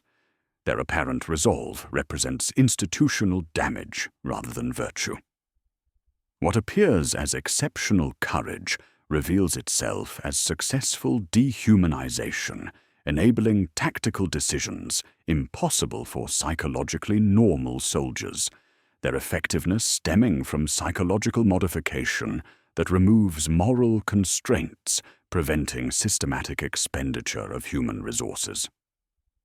The training facilities, environmental conditioning, and tactical doctrine function as machinery for producing human automatons rather than elite soldiers, their success measured through elimination of psychological traits that would prevent compliance with expendable deployment. Caney illustrates this paradox through behavioral patterns revealing systematic dissociation from individual identity while preserving institutional compliance. He processes casualty lists without emotional response, arranges survivors into thermal squads with clinical efficiency, and teaches recruits heating tab management, while explaining with mechanical precision that individual survival represents temporary statistical variation rather than meaningful outcome. His personal effects include a small metal fragment he identifies as being from home, though he cannot explain what home means beyond geographical designation. When permafrost transmissions occur, his movement patterns demonstrate automatic compliance preceding conscious recognition, his body responding to neurological programming rather than tactical assessment. The psychological infrastructure enabling Valhallan effectiveness requires systematic destruction of human traits, preventing compliance with institutional consumption, creating individuals whose psychological architecture prioritizes collective objectives over individual survival through conditioning operating independently of conscious choice. Their apparent discipline represents successful implementation of psychological modification rather than superior military training, with institutional effectiveness achieved through systematic dehumanization rather than tactical innovation. Medical documentation reveals this conditioning creates fundamental incompatibility with normal human social interaction while maintaining institutional function through systematic suppression of individual identity. Long-term assessment protocols document progressive psychological deterioration in survivors who maintain function through systematic dissociation from human experience while preserving institutional utility through neurological programming. Veterans demonstrate inability to process emotional attachment, personal loss, or individual welfare as meaningful categories, while maintaining heightened responsiveness to institutional authority and collective objectives. The conditioning proves irreversible through conventional treatment methods, creating permanent psychological architecture adapted to systematic expendability rather than normal human existence. This recognition reframes Valhallan institutional role from elite military unit to systematic demonstration of human psychological modification techniques, enabling compliance with expendable deployment through conditioning that destroys individual identity while preserving institutional function. Their ruthlessness stems not from superior human qualities, but from successful elimination of human qualities incompatible with systematic consumption, their effectiveness achieved through psychological modification, producing functional sociopathy rather than military excellence. The implications extend beyond individual psychology to encompass broader questions about imperial military doctrine and institutional sustainability. How this psychological conditioning affects integration with conventional imperial forces operating under different assumptions about human value, and what happens to veterans who survive long enough to recognize their psychological condition, represent challenges that cannot be resolved through administrative efficiency alone, but require examination of systematic damage extending beyond tactical effectiveness to encompass fundamental questions about human psychological architecture under institutional consumption. The psychological conditioning that transforms humans into expendable components operates efficiently within Valhallan institutional architecture, but creates systematic integration failures when these modified soldiers deploy alongside conventional Imperial Guard regiments, operating under different assumptions about human value and tactical necessity. The specialized adaptations enabling function under extreme conditions become liabilities when environmental advantages disappear, revealing that Valhallans are not superior soldiers, but humans modified for specific institutional functions at the expense of broader military utility.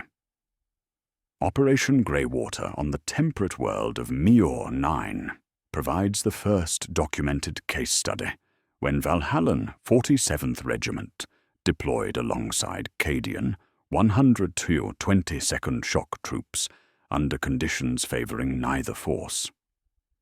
Environmental temperatures hovering around 15 degrees Celsius rendered Valhallan cold weather modifications problematic rather than advantageous, with heating tabs becoming unnecessary ballast, while power cells designed for extreme cold overdrew in humid conditions, creating equipment failures that Cadian signal officers initially attributed to poor maintenance. The weapons functioned as designed, but their design assumptions proved incompatible with operational reality outside frozen theaters. Tactical doctrine conflicts emerged during the assault on Industrial Complex 7, when partial Vox communications carried permafrost transmission across Valhallan frequencies. The automatic response bypassed tactical assessment as conditioned soldiers advanced through killing fields that Cadian veterans recognized as unsurvivable without armor support. Colonel Thane of the Cadian 122nd documented his bewilderment watching Valhallan companies absorb concentrated defensive fire while maintaining assault momentum, their movement patterns demonstrating neurological programming rather than tactical courage. The objective fell because defensive positions exhausted ammunition before eliminating attacking forces. But Cadian after-action reports classified the 42 casualties in 90 seconds as criminal waste rather than tactical success. Commissarial conflicts reveal fundamental incompatibility between institutional approaches when Commissar Havel of the Cadian 122nd confronted Commissar Valdek over acceptable loss thresholds during joint operations.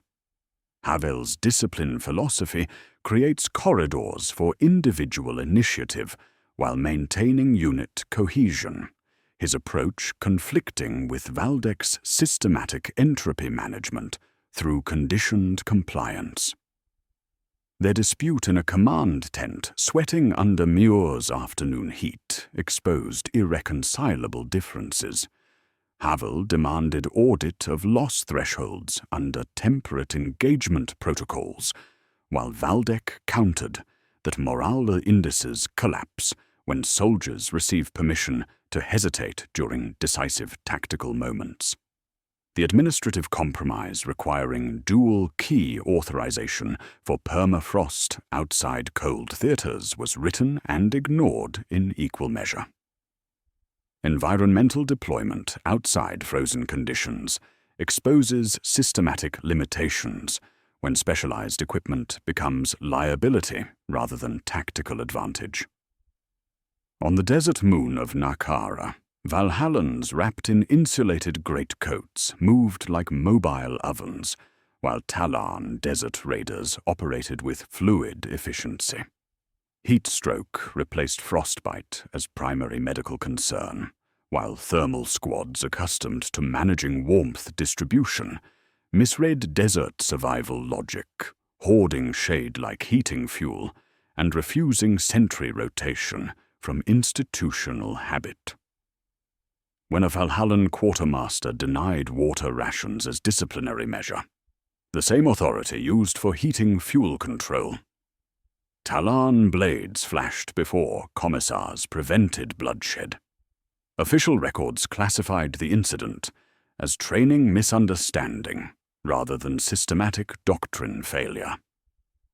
Medical integration reveals deeper problems when personnel trained under conventional assumptions attempt treatment of soldiers whose psychological conditioning creates complications extending beyond physical injury.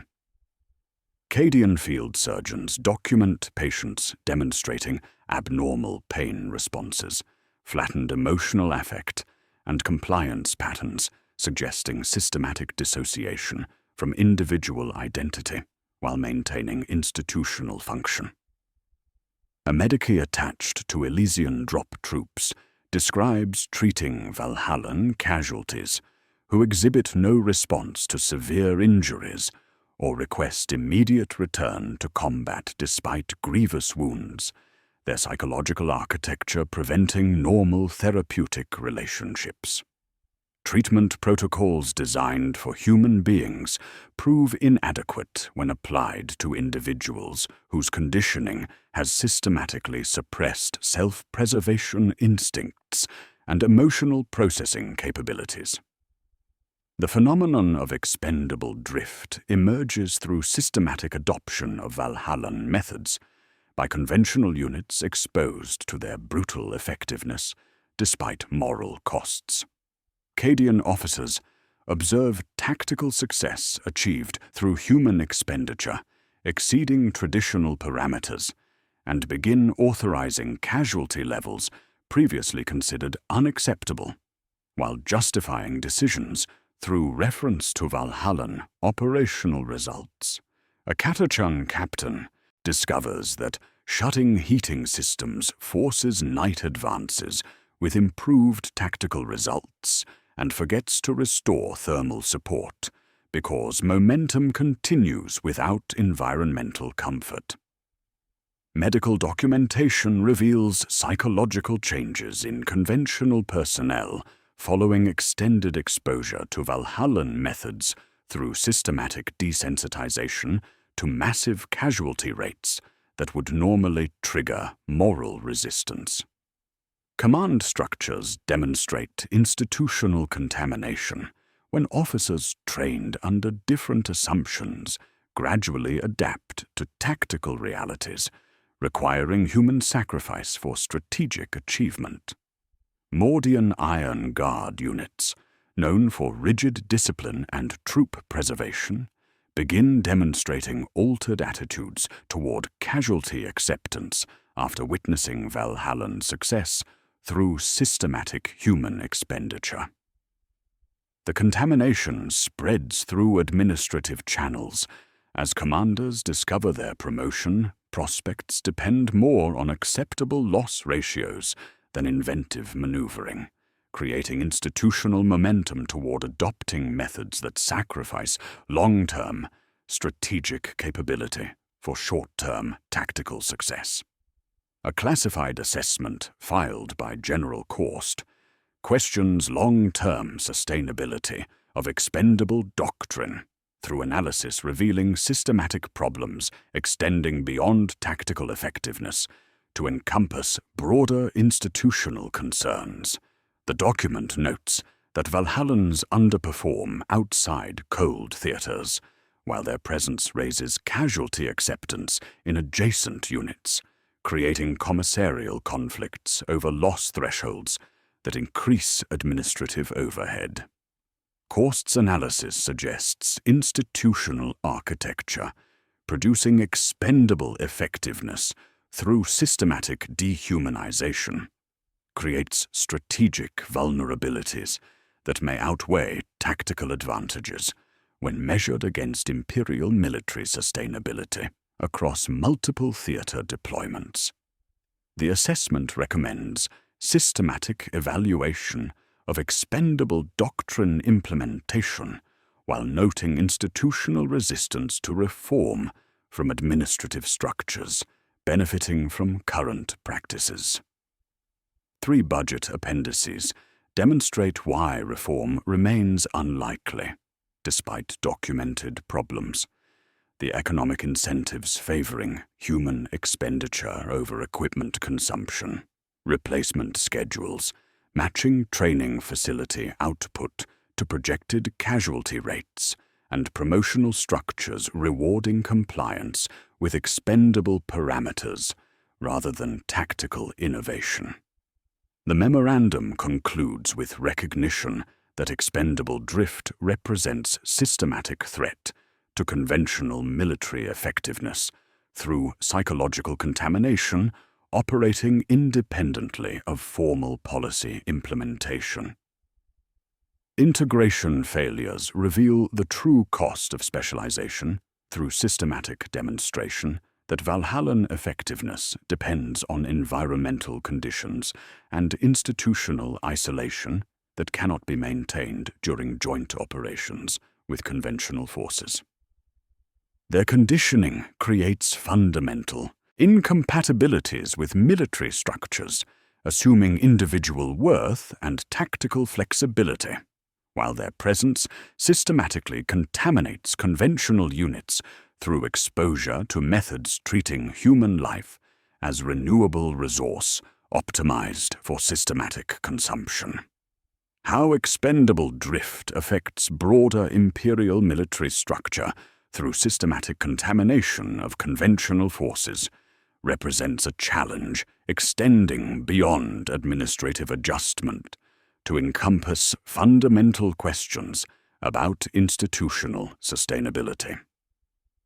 What mechanisms prevent reform of systems benefiting from human expenditure, despite strategic costs, involves examination of administrative architecture, maintaining expendable doctrine through economic incentives, promotional structures, and bureaucratic procedures that prioritize short-term tactical success over long-term strategic capability and human psychological preservation. The institutional resistance documented in General Korst's assessment finds its foundation in economic architecture that transforms expendable doctrine from tactical aberration into optimal resource allocation within imperial military budgeting structures. The integration failures and psychological costs that appear as operational complications to field commanders become externalized variables in departamento munitorum ledgers, where human suffering translates into financial advantage through calculations that reduce individual lives to economic components measured against strategic objectives and replacement schedules. Assessment 19 Theta provides the mathematical foundation underlying Valhallan deployment through cost-benefit analysis, demonstrating brutal efficiency of systematic human expenditure. Training expenditures represent the cornerstone of this economic logic, with Valhallan preparation consuming 40% less resources than conventional Imperial Guard regiments, while producing specialized forces adapted for specific environmental conditions. Environmental conditioning replaces expensive marksmanship, instruction and mechanized familiarization, systematic near-death experiences, substitute for complex tactical training, and psychological modification eliminates the need for extended leadership development programs that conventional forces require to maintain unit cohesion under stress. The simplified training protocols operate on a calculation that proves obscene, yet mathematically sound. 18 weeks of controlled hypothermia and obedience conditioning costs 0.62 times the standard Cadian training model, while producing soldiers whose psychological architecture requires no expensive management through conventional military hierarchy. Attrition during preparation, officially documented at 28%, appears in ledgers not as cost overrun, but as downstream savings. Dead recruits draw no pay, consume no rations, require no medical support over subsequent campaigns, their elimination during training preventing more expensive casualties during operational deployment. Effectiveness measurements in specialized theaters provide the second pillar, supporting expendable doctrine through documented 60% higher tactical success rates when Valhallans deploy under optimal environmental conditions. These figures emerge from strategic analysis, factoring ammunition consumption, equipment replacement, medical support, and operational duration against territorial objectives achieved, revealing that human wave tactics reduce logistical overhead while exploiting Imperial capacity to replace personnel faster than specialized equipment or munitions.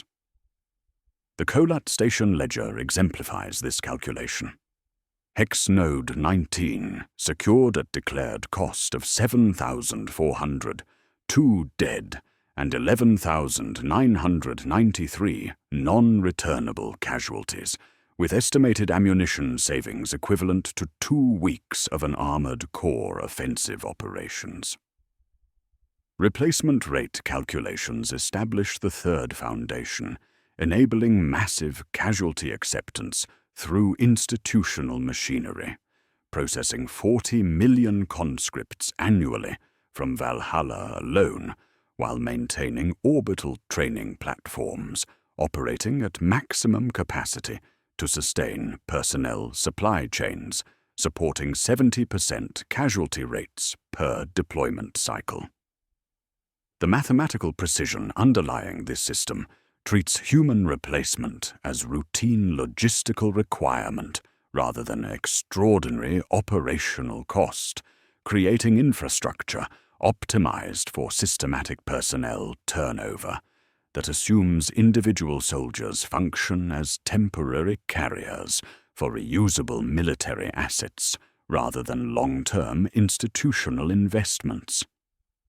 Recruitment quotas institutionalize this human expenditure through administrative procedures, treating population centers as renewable resource extraction sites operating independently of strategic necessity or tactical effectiveness. Planetary tithe obligations specify minimum personnel delivery regardless of local conditions, creating systematic pressure for continued population consumption that generates economic incentives for maintaining expendable doctrine through administrative efficiency measurements, prioritizing delivery schedules over human welfare, while creating bureaucratic momentum toward expanding systematic consumption across multiple population centers. Supply chain optimization demonstrates institutional commitment to expendable doctrine through logistical networks designed for rapid replacement rather than equipment durability or individual support. The cold-rated MG Mark 7C costs less to manufacture than standard-issue weapons due to simplified internal mechanisms, while power cells optimized for thermal efficiency prove more expensive per unit, but reduce warehousing and spoilage through single-deployment consumption profiles. Transport manifests allocate cargo space based on projected casualty rates, assuming systematic human loss while minimizing investment in specialized equipment that conventional forces require for sustained operations, creating economic architecture where scheduled replacement proves more efficient than repair protocols. Command structures viewing soldiers as interchangeable components create administrative efficiency through personnel management systems that prioritize operational continuity over individual development or unit tradition. Officers receive evaluation based on time-to-objective metrics, ammunition consumption rates, and compliance with casualty bans rather than tactical innovation or personnel preservation, their promotional prospects tied to Form 77 expendable compliance rather than strategic creativity. The institutional architecture eliminates administrative overhead associated with personnel retention while maintaining operational effectiveness through systematic replacement, converting moral hazard into managed risk through signatures that move human loss from failure into authorized expenditure categories. Institutional interests benefiting from expendable doctrine create systematic resistance to reform through economic dependencies, extending beyond military effectiveness to encompass broader imperial economic structures. Munitions manufacturers maintain production capacity optimized for simplified equipment consumed at rates matching personnel replacement, their efficiency ratings improving when demand remains high for easily manufactured lace guns and flak armor, rather than complex, durable systems requiring extended development cycles. Transport guilds operate shipping schedules, assuming massive personnel movement, their profits tied to volume rather than cargo quality, while route planning depends on maintaining systematic replacement rather than individual preservation. Administrative bureaus demonstrate efficiency ratings directly tied to maintaining expendable force structures through processing systems optimized for casualty documentation and replacement requisitions rather than individual support or long-term personnel development.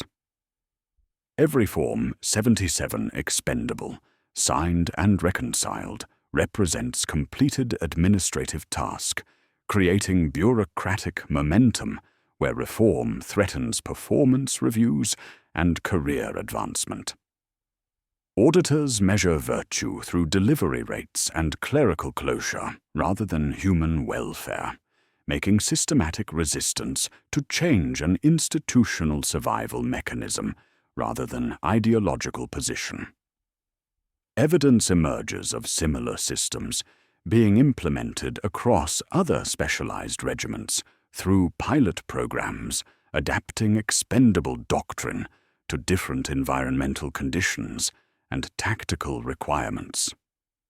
Krieg assault brigades receive reauthorization for prolonged wastage operations, with casualty bands exceeding Valhallan parameters, while penal formations undergo optimization for minefield clearance, replacing sappers with human resources. Hive levies receive drilling in single-function street clearing, where personnel replace machines as breach tools, demonstrating institutional momentum toward systematic commodification of human life across multiple combat environments. A Vostroyan provisional directive briefly authorizes casualty bans during manufactorum purges before rescission, while Mordian colonels tie stove allotments to inspection scores and observe transient improvements in March discipline, sufficient to warrant incorporation into standing orders. Penal overseers petition for permafrost-equivalent codes for riot control. Their requests denied, then partially granted under different designations.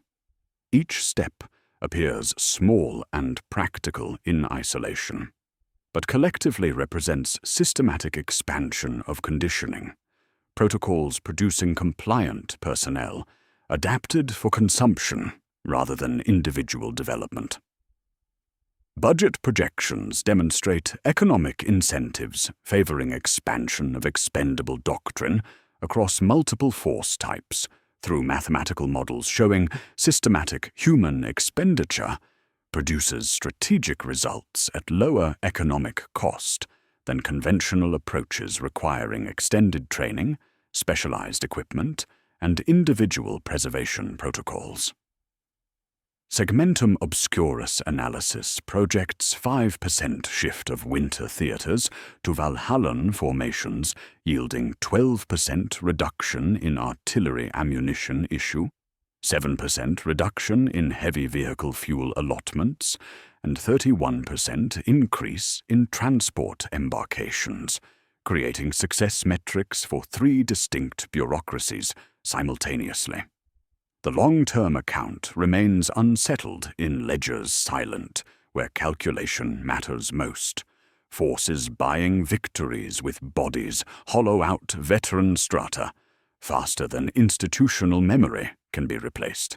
Creativity atrophies when promotion hinges on spending personnel to hit metrics, and enemy adaptation proves free, while Imperial responses require increasing human consumption.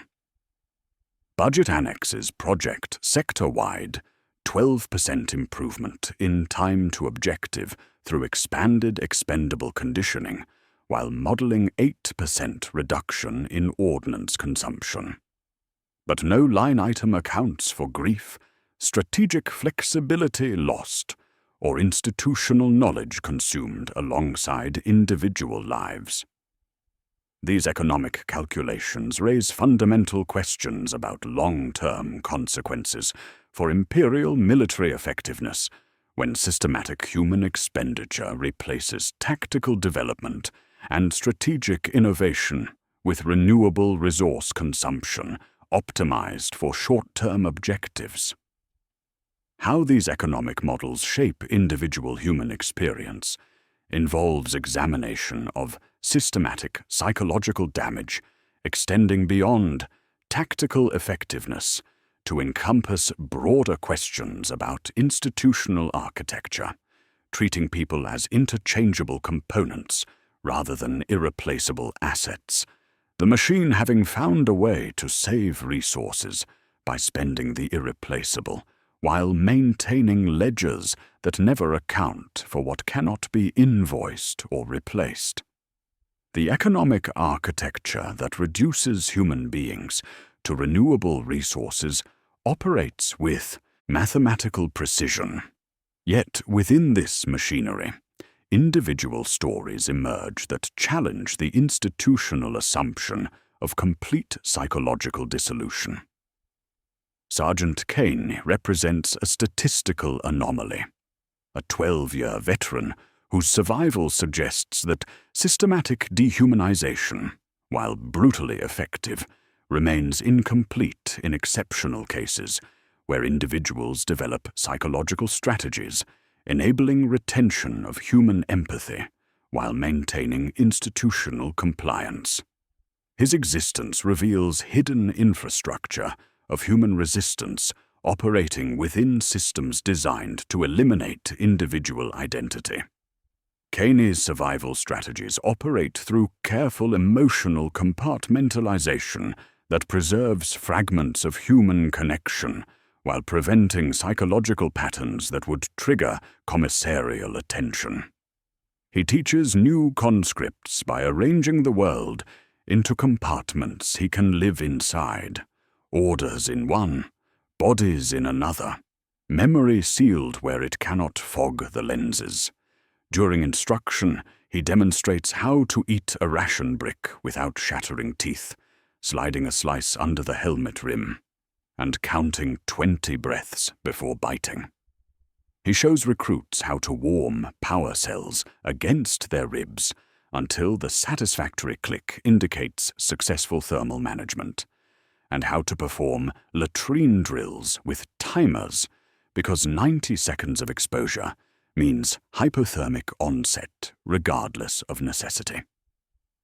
Around this official instruction, he assembles networks the manuals will never diagram.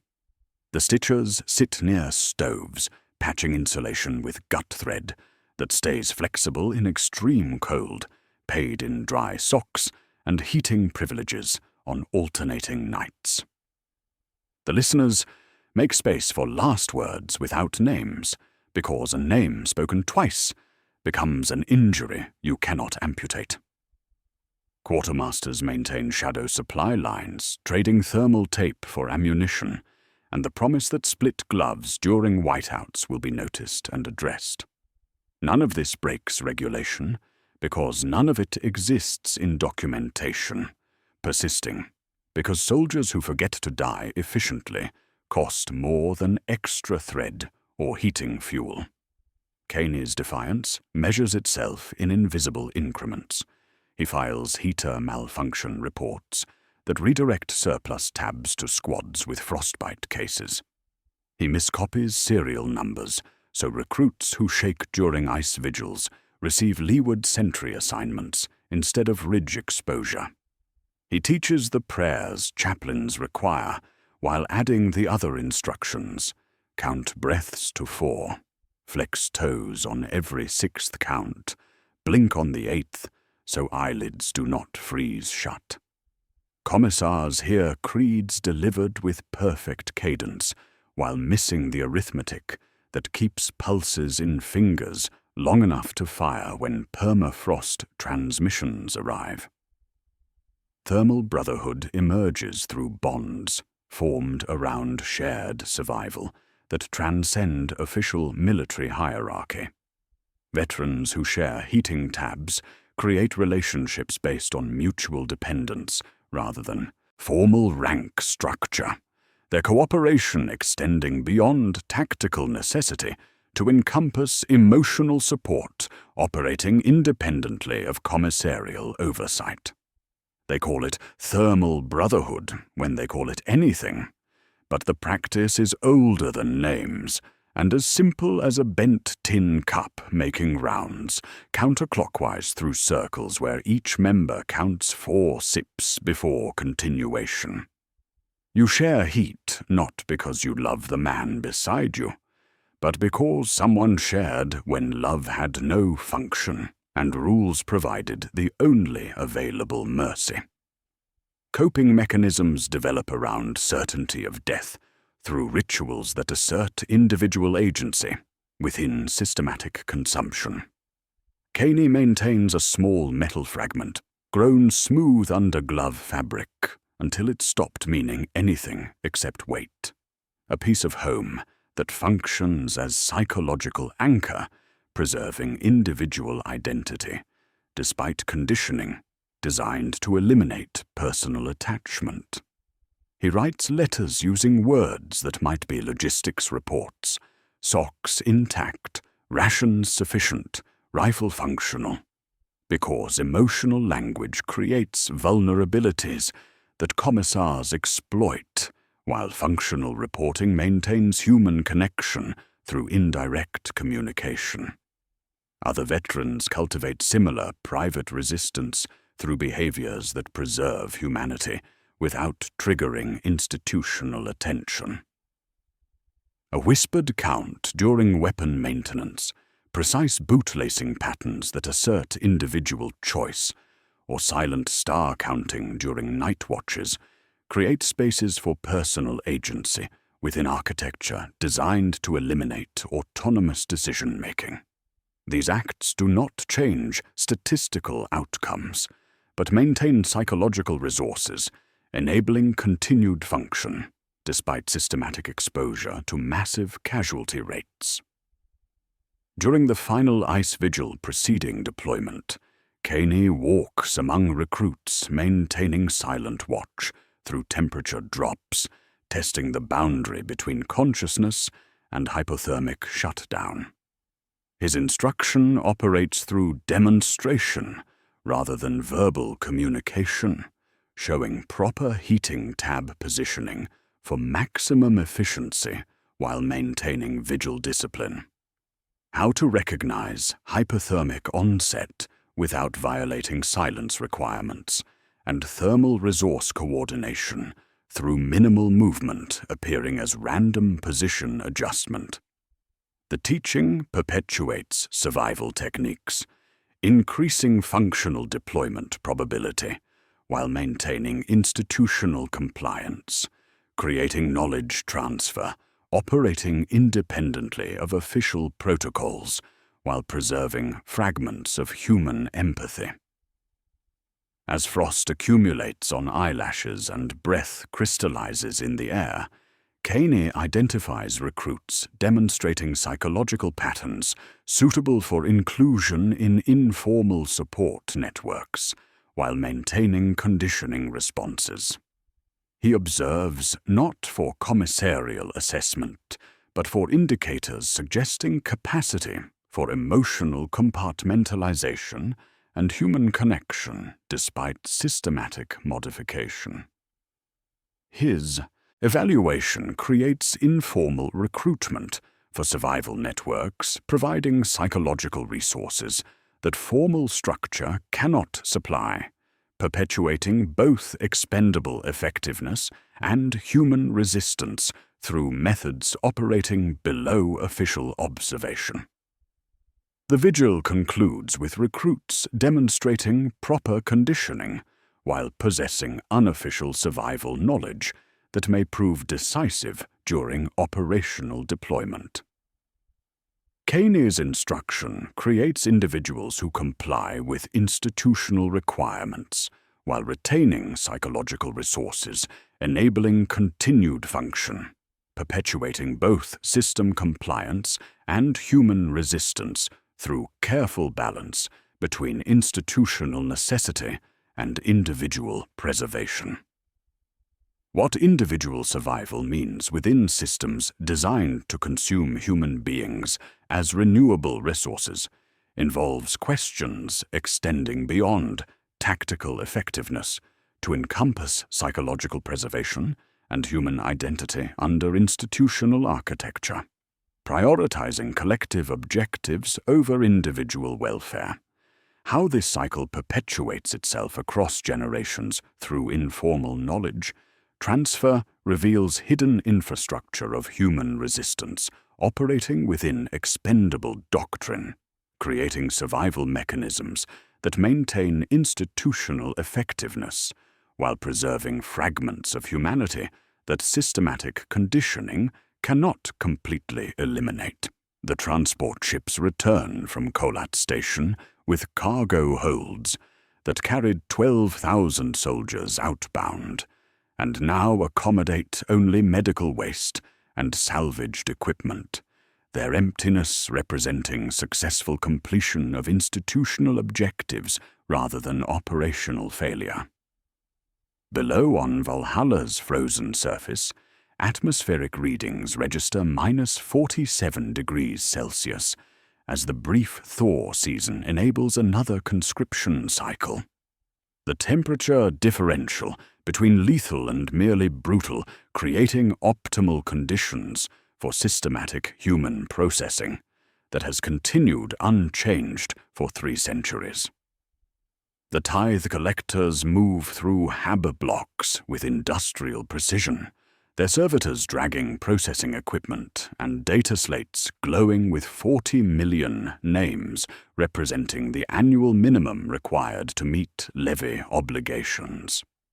Behind them, trail medica units testing capillary response in exposed fingertips, while scribes record lineage and prior exposure.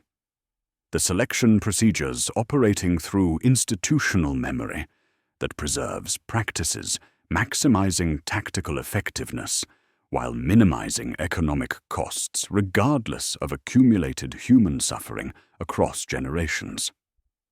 Citizens queue in lines extending through corridors where ice forms on walls despite functioning heating systems, each awaiting standardized assessment, measuring cardiovascular response to sudden temperature drops, psychological compliance markers, and cold resistance indicators separating viable soldiers from frozen corpses.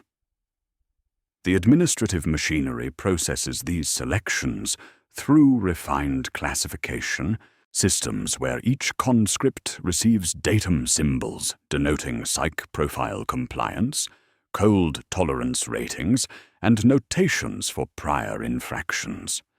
Compliance bands appear on regimental files as senior adjutants stamp symbols determining acceptable casualty thresholds: amber 3, red 2, green 5, each designation corresponding to loss percentages tied to replacement schedules and ammunition consumption parameters established through previous deployment analysis. The mathematics underlying these classifications operate independently of individual welfare, while incorporating tactical lessons learned through cycles like Kolat Station, creating administrative architecture that adapts efficiency measurements while maintaining systematic human expenditure as core operational principle. In administrative chambers that smell of hot ink and cold wool, Commissar Valdek reviews casualty projections while comparing anticipated losses against replacement schedules and training facility output. Form 77. Expendable authorizations await signatures from commissars who understand their institutional role in enabling tactical decisions, treating soldiers as renewable resources rather than irreplaceable assets. His stylus descends with practiced efficiency, sealing authorization for expenditure levels that transform individual lives into statistical variables optimized for systematic consumption. The documents receive purity seals and preparation for transport alongside the next generation of conscripts, their contents determining which battlefield decisions receive institutional support regardless of human cost. Selected conscripts board transport ships, maintaining constant departure schedules toward orbital platforms, where 18-week transformation processes await implementation through systematic desensitization, controlled hypothermia, and psychological conditioning that reframes death as duty completion. The platforms represent institutional investment in machinery, designed to manufacture expendability, with precision applied to lasgun production, their environmental systems maintained at -40 degrees Celsius to provide optimal conditions for converting human material into functional military assets through systematic near-death experiences that have proven effective across multiple generations. The Ice Vigil continues as final psychological screening mechanism, its ritualized format unchanged despite individual variations in implementation. Fresh recruits maintain silent watch on exposed catwalks under open sky pods, where temperatures drop 5 degrees below baseline to prevent speech wasted on comfort. Instructors circulate in silence, counting deviations rather than souls, while identifying those whose conditioning enables compliance with expendable deployment without resistance. The 28% mortality rate during preparation represents acceptable loss parameters that have remained stable across deployment cycles.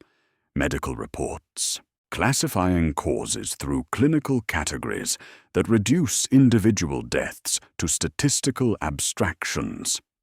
Vox systems receive programming for permafrost codes through protocols refined by operational experience while maintaining essential function as activation mechanism, bypassing conscious decision-making. Technical personnel install transmission frequencies with fractional improvements in clarity. Their work supervised by tech priests who bless the equipment while explaining nothing about its neurological effects. The code's evolution from rally cry to automatic compliance trigger represents systematic institutional adaptation, incorporating battlefield lessons while preserving psychological conditioning that transforms individual choice into collective reflex through embedded neurological pathways. Within this machinery, Sergeant Caney perpetuates both institutional compliance and human resistance through instruction, operating in spaces where administrators do not observe. He demonstrates heating tab positioning for maximum efficiency while maintaining vigil discipline, teaches recognition of hypothermic onset without violating silence requirements, and coordinates thermal resource distribution through minimal movements appearing as random position adjustment. His teaching creates knowledge transfer, operating independently of official protocols, while preserving fragments of human empathy that systematic conditioning cannot completely eliminate, creating informal networks providing psychological resources that formal structure cannot supply. During the final vigil preceding deployment, Caney identifies recruits demonstrating psychological patterns suitable for inclusion in survival networks, while maintaining proper conditioning responses. His evaluation creates informal recruitment for thermal brotherhood, providing emotional support, operating independently of commissarial oversight, perpetuating both expendable effectiveness and human resistance through careful balance between institutional necessity and individual preservation. The bent tin cup continues its counterclockwise journey through circles where each member counts 4 sips before continuation. The ritual marking inclusion in networks, often proving more durable than official unit assignments. Equipment allocation follows established patterns, prioritizing thermal efficiency over individual protection, while supply chains optimize replacement schedules, assuming systematic consumption of personnel and material at rates calculated to maximize strategic effectiveness through human expenditure rather than tactical innovation. Power cells ship in configurations maximizing cold weather efficiency at expense of longevity, ammunition loads, balance function at -60 degrees against shelf life constraints, and heating fuel receives palletization with locks answering to commissarial keys.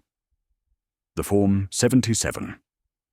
Expendable packets assigned to this cycle incorporate modifications raising thresholds for reporting reserve company depletion while waiving triage protocols sooner, their language maintaining bureaucratic bloodlessness incapable of shame.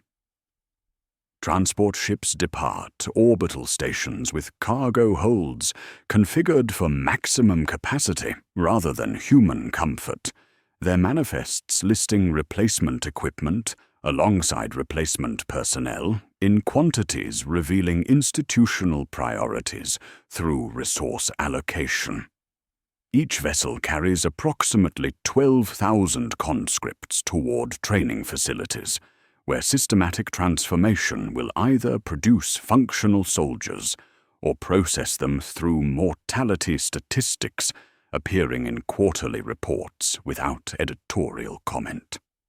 The departure schedules operate with relentless precision, maintaining systematic personnel supply chains, supporting deployment cycles that assume massive casualties as normal operational parameters. Below, ledgers update automatically as liftoff records register, numbers providing administrative comfort to those who must process human expenditure as routine bureaucratic function while obscuring moral weight through statistical abstraction. The machinery incorporates individual resistance while maintaining essential function, creating systematic perpetuation of expendable doctrine through generations of human material processed with increasing efficiency.